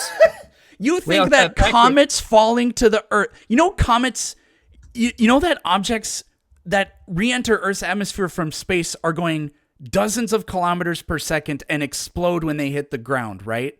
But that's gonna freeze dry a mammoth. Well, that's because they're coming in with such tremendous force. If they just go up there and then slowly come back, they're going to come down and they're going to freeze the mammoths. Okay, you have evidence that happened? How about accurate predictions? Do you have evidence that any of that happened? Oh, yeah. Accurate predictions are evidence of a robust theory. Do you have theory. any evidence that comets slowly came down to the Earth? I'm not talking comets. I'm talking the water that's shot up from the fountains of the Great Deep. Sure, that. Do you have any evidence of that? Yeah, the Mid-Oceanic Ridge. What do you think caused the mountain range? What do you think caused the mountain range to grow in two directions by stretching? Most mountain ranges are crushed stretching. together. Magma comes up to the surface and reforms, and it's a divergent plate boundary. Look at the tension cracks. They're straight. Look at the ages of the oceanic crust and notice that it makes a perfect pattern going outward. Anyways, we can't have a new debate within the debate here. People asked questions, but the audience enjoyed the mini round 2 during the Q&A. We can call that the Great Comet / Hydroplate Theory debate. So, gentlemen, okay, again, appreciate the energy. Let's move on now to the next question. As a matter of fact, it looks like we do have a question on the hydroplate hypothesis. So good time to bring this one up, perhaps. Question for both, but more so directed at you, Brian. And so let's go through it. Sydney Raptor, appreciate the question. If hydroplate hypothesis is true, where did the additional 3.5 times the current amount of water go? That's how much is needed to cover the world. Well, that's because you're thinking that that Mount Everest is as high as it was during the flood. And I'm not saying that. I'm not saying the water was above Mount Everest. I'm saying Mount Everest was under the water. There's a big difference. Mount Everest wasn't there during the flood, and it rose up. And if you would take the oceans and rise them up and push the land down, so you'd have a perfectly round Earth, you'd have 1.5 miles of water over everything. And so that's where the water came from, or the water came from the fountains of the Great Deep. We believe that half of the ocean was inside the Earth at one time, and then it erupted out, and now a lot of it went up into tremendous force, and went into comets and asteroids, and that's why Kevin Lee is able to make accurate predictions, and NASA is wrong, and they're spending millions of dollars wasting it because they think asteroids are solid, and they're actually floating rock piles. And that's how we get peanut-shaped asteroids. That's how we get contact binaries and moons and asteroids with moons. They thought that was impossible in the 70s, and now they keep finding them everywhere. And the only thing that explains it is the hydroplate, and yet it's being kicked to the curb. And so that's where the water came from and where the water went. Brian, thank you very much. Eric, over at Planet Peterson, the floor is yours. Go ahead. The idea that asteroids in space can only be described by this hydroplate thing, this is so ridiculous. So Brian will get the last word, and here's what he's not going to do. Brian, give any evidence for your specific claim about most of the water was in the earth and then it came out of the earth. What Brian's doing is giving his hypothesis and then just saying this is what could have happened, and then there's never any evidence for it. So go ahead. What specific evidence do you have that the water came out of the earth? And then and Mount Everest wasn't as tall. What evidence of that do you have? Okay, you want to know how it came out? Serpentine. They found that in asteroid Bennu, and that's just where the mantle touches the water, and they found that up in the comet. And then also the comets they're making accurate predictions. Accurate predictions are the currency of science, and there's a whole bunch of them for the hydroplate. And Kevin Lee accurately predicted what they'd find in comets, and NASA was wrong. He accurately predicted what the structure of asteroids would be, and NASA was wrong. And so it's time to bring this theory into the fold and start discussing it. And yet the big bangers, they won't let it in the door. Oh no. Our way is the only way to think, so you have to think like us. That's because we're the scientists, and we're the ones who messed up junk DNA and vestigial organs. But to miracles keep our aren't word science. For it, Brian Lauer. Keep our word for it. But no, I want people to be able to discuss things openly. I don't think ideas to be cast out. It's like if I had a chest of gold and I hid it and I'll give you all the grant money to find it, and I'll give it, and you can only look in your apartment building, but I hide it outside. You'll never find it. And that's what's happening today. God is the answer, but you won't look for him because it's not allowed. And I'm just saying, let the ideas go let people think wherever they go, and don't fire them for thinking differently. And I think that's as disgusting as it can be. You force people to think that your way is right. Your way is right, and it's the only way to think. And that's not science. That's indoctrination. Okay, gentlemen, appreciate the responses on that one and the mini hydroplate debate there. Very good, very interesting. Kevin's biblical discussion. So that one was for you, Brian, or at least directed towards you. Planet Peterson, this one's for you. So Kevin says, for Planet Peterson, what is metaphysically necessary for everything? This is this is a gobbledygook question. I would think that Brian agrees that this is a gobbledygook question. In fact, you know what? It with you, Eric. You know what the definition of metaphysics is, or one of the definitions? An abstract theory with no basis in reality. So to say that this is some weird Philbro, just unbearable stuff. What is metaphysically necessary for everything? On what grounds are we claiming that something that is metaphysical is the reason that things exist? Like, what the hell does necessary for everything mean? The reason things exist? The reason things are intelligible? What? This is just complete nonsense. But the other thing about metaphysical claims is there are like I've been reading some like philosophy from good for you, Jason Lyle. No. Philosophy. No. Bummer. This is like some Vienna Circle stuff about logical positivism, and not everything in it resonates with me, but they kind of reject this concept of metaphysics sort of in whole. But I'm rambling too much. But you take competing metaphysical claims, they are empirically unjustifiable, and so you have no recourse for going with one over the other. So this is just a nonsense question. Metaphysics showdown between Planet Peterson and Kevin's biblical discussion. Sounds fun. Brian Lauer, over to you. The floor is yours. What are your thoughts? I don't know what to say, but I'm thankful that Kevin stuck to the end, and anybody else who's still listening. Yes, you guys have provided more than enough entertainment for this Saturday night Origins Showdown. Even made me sweat a little bit, guys.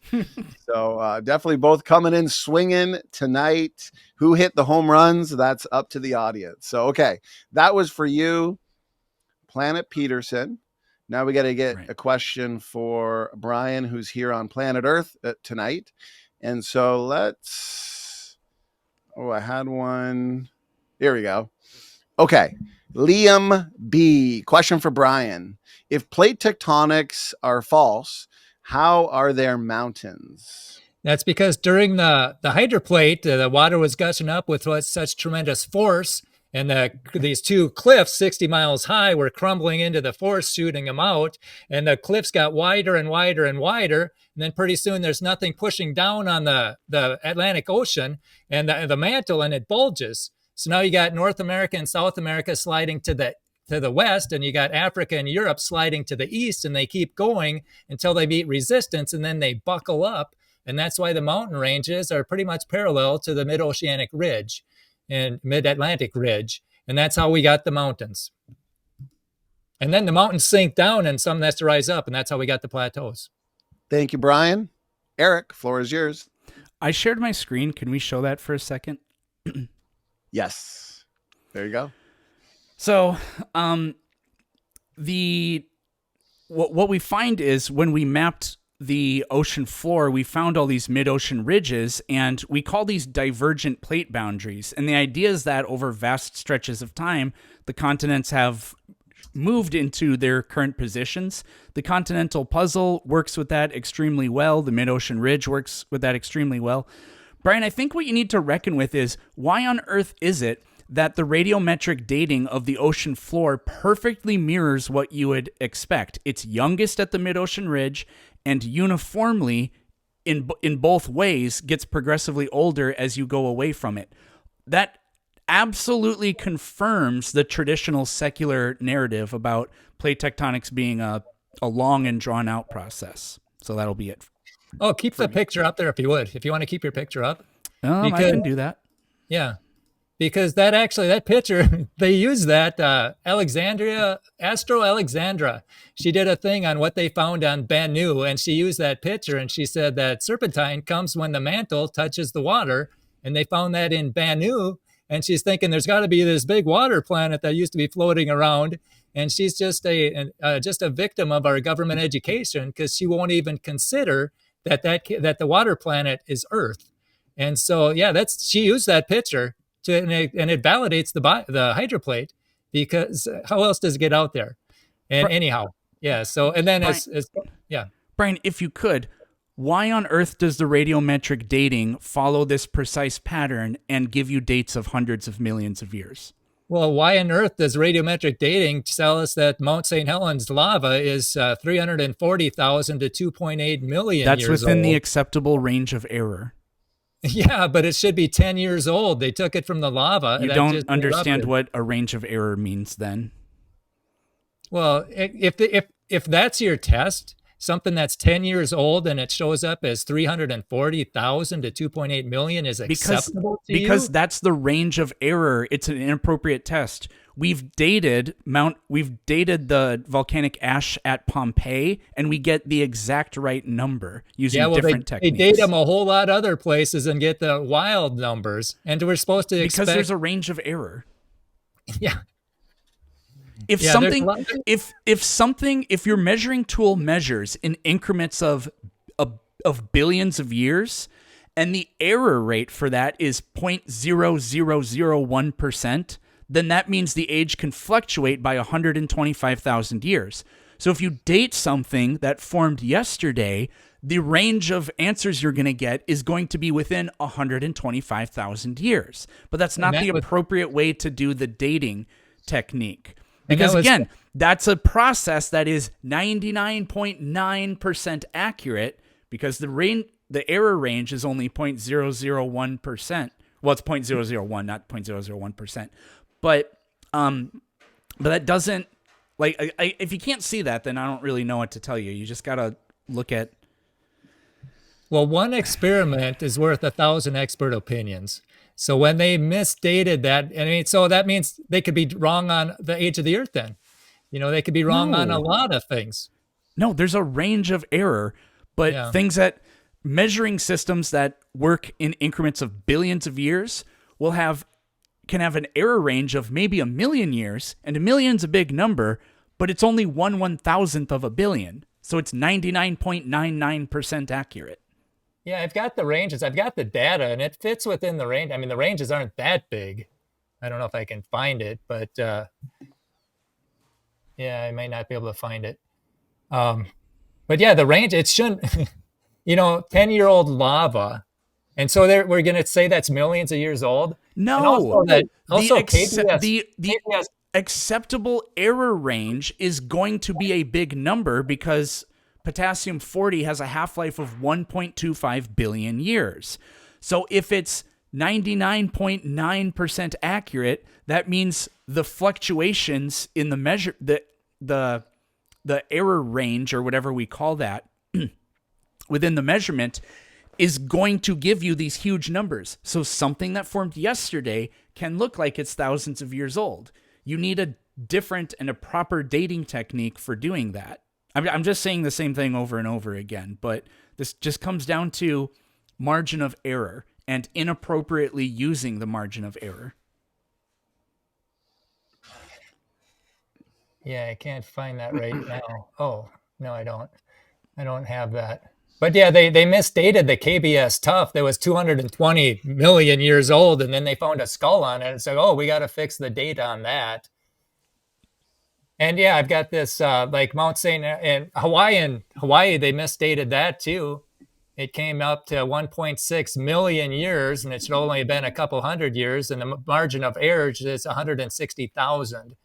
And they also did Mount Etna in Sicily, and that was 25,000 years. It shouldn't have been, and that was a 8,000 year range. And there was another ones that go on, but that's the detail part. You're just cherry picking studies because we've been able to cross-correlate radiometric dating with Vesuvius or Pompeii, and we get the correct date. Well, so maybe it is you're successful. Maybe you're the one that's cherry picking, because I found the Mount St. Helens one, and the whole rock specimen was 350,000 years with a margin of error of 0.05 million years, and Feldspar was 340,000 years with a plus or minus of 6,000. And then the Amphibole was 900,000 and with a plus or minus of 200,000. And the Pyrex one was 1.7 million with a error of 300,000. And the Pyrex one, another one, was 2.8 million with an error rate of 600,000. So they're way outside their error rates. So this experiment proved that table doesn't say what you're saying. Sure it does. No, you're telling me how old it is. Because you don't have what the purported actual age of these things is up there anywhere. Well, yeah, I could share it to the screen if you want to look at it. I can say I don't like, we have to answer people's questions. Okay. All right. I do want to talk about it, but at the same time, yeah, that's fair. Yep, you're right. Yeah, you're right. Give the people right there's a good place to wrap up that question. Now we got a mini great radiometric dating debate. So you guys are given it's been a general night tonight, right? The proper perspective of the past, present, and future.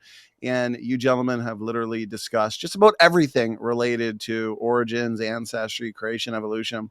So, okay, next one for Planet Peterson comes in from Brad. Ask Peterson to present the evidence for the causal testability that proves random mutation is the means of taxonomic emergence. Ask Peterson to present the evidence for the causal testability that proves, the fossil record. Like the number of Darwin predicted that an Archaeopteryx organism should be found. And then it was found like a year after he published on The Origin of Species.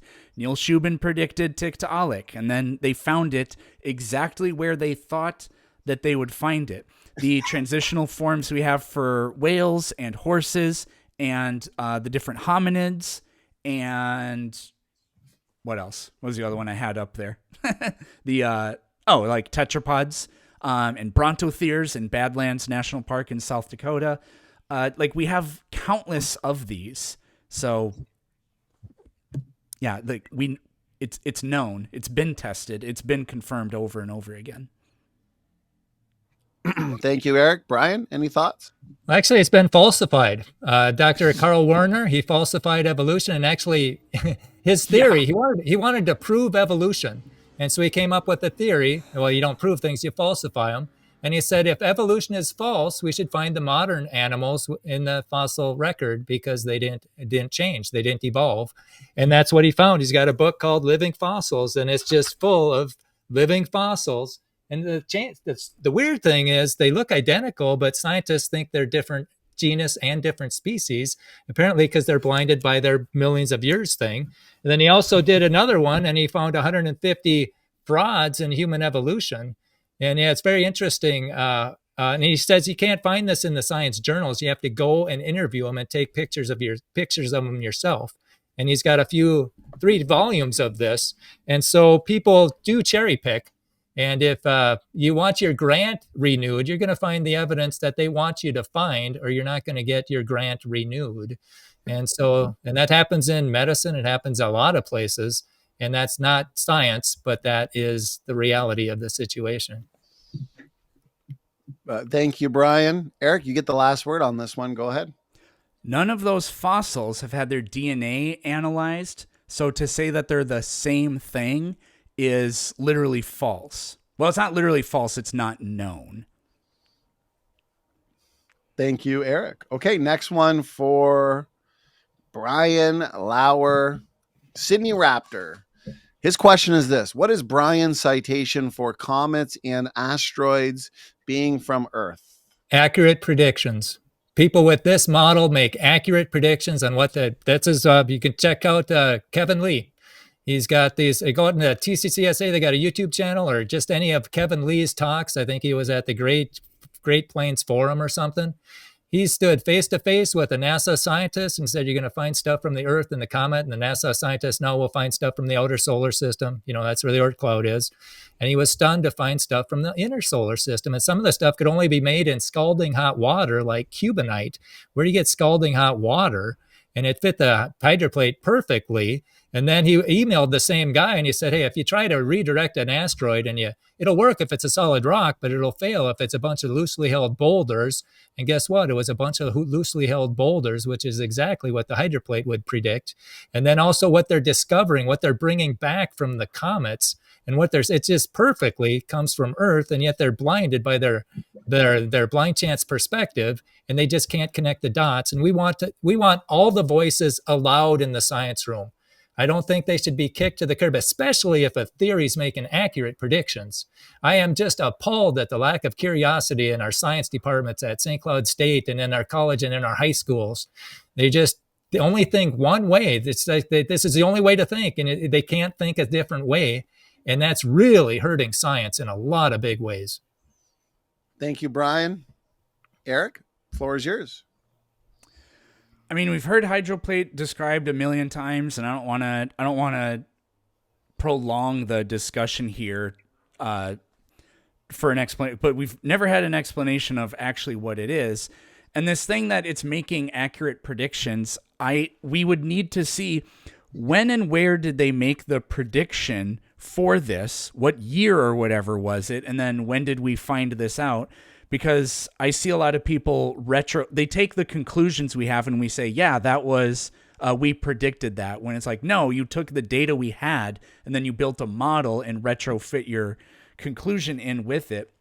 But even if they have some predictions, that's cool. But you need to, if it doesn't preclude another explanation, then it hasn't confirmed itself or falsified something else either. Thank you, Eric. Brian, you get the last word on this one. Yeah, you can check out Calvary Port Orchard, calvarypo.org or something like that. That's where he's the pastor, and he also gives these talks, and I've got a whole hydroplate channel just specifically on this, and I show the emails. You can check the dates, you can see the evidence, and then you conclude for yourself. This is making accurate predictions. It's hitting the ball out of the park, and the scientists, because they're so blinded by their blind chance perspective, they just won't allow another perspective in the door. It's really hurting science. And so then NASA, they want to take photographs of these things impacting the asteroids, and they get all this stuff flying up, and it blinds the camera. So they waste, I don't know how many hundreds of millions of dollars because it was too close because of all the dust. They should have had it wait, and they didn't. But listen, Pastor Kevin Lee, Port Orchard, Washington, I believe, calvarypo.org. You can see these things. It's his emails. And he stood face to face, and it's just stunning. And they had Walt Brown, he's the guy who figured out the theory, have him make predictions before they found out what they found. And he was right. He was right. And yet they get kicked to the curb. Thank you, Brian. Okay, we'll do 2 more questions, 1 more for each of you. Planet Peterson, I can already tell you are going to love this one from Jeffrey Luciana. Question for Peterson. Can you tell us what happened between 401 million and 400 million years ago? I mean, it's only a million years. What are your thoughts, Eric? I could look up, I could search and find out what we know about a particular part in the world from precisely these dates. I don't have any of that off the top of my head, but I mean, what is this supposed to prove? I mean, I'll reach across the aisle here, Brian. I would assume Brian also thinks, what on earth would this prove? That, like, in the Bible, the Bible records many, many stories, but it's not a chronological history of from 6,000 years ago to the time Jesus died. There's literally hundreds and hundreds of years of gaps in there. So therefore, the Bible's false. Therefore, like, what? This is just stupid. I told you, you're going to love this question, Planet Peterson. Brian, what are your thoughts? Well, I'm glad it's a difficult question. I don't know really how to answer it, but I think the 400 million years is a belief system. And I think that it's got a lot of assumptions with it, and even with the radiometric dating. And I would like to actually thank Jeffrey, too, for staying to the end, and anybody else who is still here. People are enjoying it. And you guys are good sports. You guys came in full of energy, came in swinging, held each other's feet to the fire, and you're both smiling for the most part, and you both look pretty content after almost a few hours. So thanks for being good sports and having thick skin. That's what we need in debates, right? So, okay. Well, Peterson, you get the last word if you'd like it. Go ahead. I don't think I can. I mean, Brian didn't say anything to like rebut or respond to really, and I already told you my thoughts on the question here. So, okay, no worries. Donzo has a question for Brian. How can we tell what is design and what is not? Do you have examples of each? Very good. Well, yeah. If there's a purpose for it, it was designed like an arrowhead that looks different than a normal rock that's found in nature. And you could even go one step farther. If there's multiple parts working together, like look at the engine of your car. Did that just come about by chance? No. That's multiple parts working together with precision timing for a purpose. And guess what? Multiple parts working together with precision timing for a purpose. If our engine couldn't evolve, there's no way our bodies could evolve because we're a gazillion times more complicated than an engine with a whole bunch of chicken and egg problems. It had to be fully formed, fully functional, right from the get-go, or we're dead. Thank you, Brian. Planet Peterson, anything you want to add to that? I mean, Brian, I don't think you actually answered the question because you said, let me give you an example of something we know is designed. I know that thing is designed. And then you said, therefore, a human is designed. So I guess, and you said, well, the test would be it has a purpose. So I guess I would just slightly modify the question, throw it back to you. What evidence that the universe is designed do you see? The perfectly balanced, the finely tuned the finely tuned universe, all the cosmological constants that have to be just perfect. And for us to have that, they have to posit a multiverse. The only way we got to be in the perfect universe is if there's an infinite number of other universes, and then we just happen to be in the right one. And so there's a lot of rescuing devices. And then going back to his question, I think I did answer it. An arrowhead has a purpose. You can see this as an arrowhead, and a regular rock, it just is laying there. You can tell if something was designed, if it's been modified, and then especially, like Mount Rushmore. It'd be absurd to think that George Washington's face formed on that mountain by chance. Yeah, but Brian, nobody disagrees that a human made Mount Rushmore. We know that.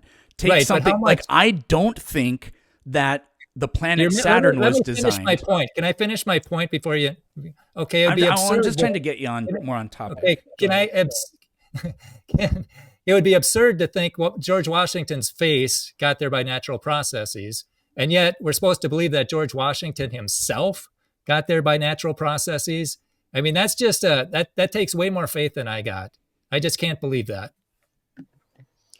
Gentlemen, that wraps up our audience Q&A and the debate itself. Again, a solid, energetic, engaging debate. Brian Lauer and Planet Peterson, I do appreciate you both being willing to join us for a few hours on this Saturday night debating the question, what is the proper perspective of the past, present, and future? Let's get some final words and final thoughts. Again, I appreciate you guys doing this. That includes giving us the time to prep and study for debates like this, and also the time you give for the debate itself. Brian, let's start with you. Thanks so much for doing this. Final words, final thoughts. Well, I think thank you, Donnie, for putting this together, and thank you, Eric, for stepping up to the microphone. I think it's good for us to listen to people who are outside of our echo chambers, and so I appreciate the insights that you've had. And I just want to apologize to everybody in the audience. My timer went off, so that kind of threw me off. And then my rebuttal thing was gone, so I had to throw that together on the fly. So I apologize for that. But again, I think this is what we need. We need a free flow of ideas so that all the ideas can be critiqued. And in this idea of censoring ideas and keeping them out of the mainstream and not allowing those ideas, I think that's a real science stopper. And then again, the belief systems. If we're just mutated animals, what's wrong with killing animals? And I think that's the wrong perspective. I think there's a better perspective that leads to a lot better place. Thank you very much, Brian, for those final words, final thoughts. Again, for those in the audience, if you like what you're seeing and you've enjoyed what you've seen from Brian Lauer here, do check out his YouTube channel and also his website, Solidify Your Faith. Eric Peterson from Planet Peterson, thank you as well for your time and for engaging in tonight's event. Let's hand it to you for some final words, final thoughts. Sure. I mean, I'm not going to say too much because I kind of just echo at least the first part of what Brian was saying. I'm glad we do this kind of thing, and it is important. So, thanks for being here, and it was cool. It was heated, but no animosity or anything like that. The one thing I want to do actually is I had a friend that had a question for Brian, but they wouldn't be able to watch the stream because they were going to be traveling. And so they weren't able to super chat their question, but it's a really short one. Brian, is it cool if I just ask you the question quick? Yeah, that's fine. Yeah. They wanted to know, do you still actually think, and are you going to keep saying that the Big Bang is when nothing turned into the universe? Because they think that's really uncharitable and not accurate. Yeah. Yeah. Where did the matter come from? It can't be. We don't know, but we don't say that it came from nothing. So I had this same sentiment. I don't get why you say that. It's a really bizarre, cheap attack, I think. Well, that's what Lawrence Krauss said. It came from nothing. The universe. Have you read his book? Because he doesn't say that it's literally nothing. Well, yeah, then it's not nothing. He changed the definition of nothing. And then before that, you had the guy in the wheelchair. He said the universe from gravity. So gravity's not nothing. Gravity's not nothing. So are you're going to continue saying that people like me believe that nothing turned into the universe, even though I'm sitting here telling you that we don't think that?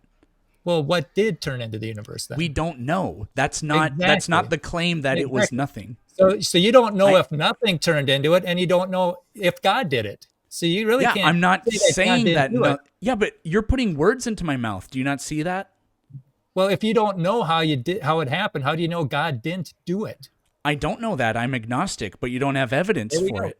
There we go. But the question is, are you going to keep telling people that atheists believe nothing turned into something? Because that's just show me how I'm wrong.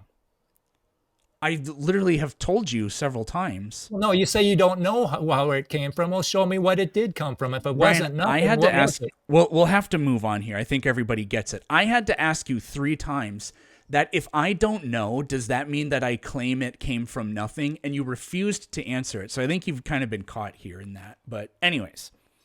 Well, not knowing doesn't prove that it didn't come from nothing or that it didn't come from God. That's not it. Saying I don't know isn't an endorsement. I can't say it any more clearly than that. So I really hope you stop straw manning our position like that in the future. Well, what is your position? What did the universe come from?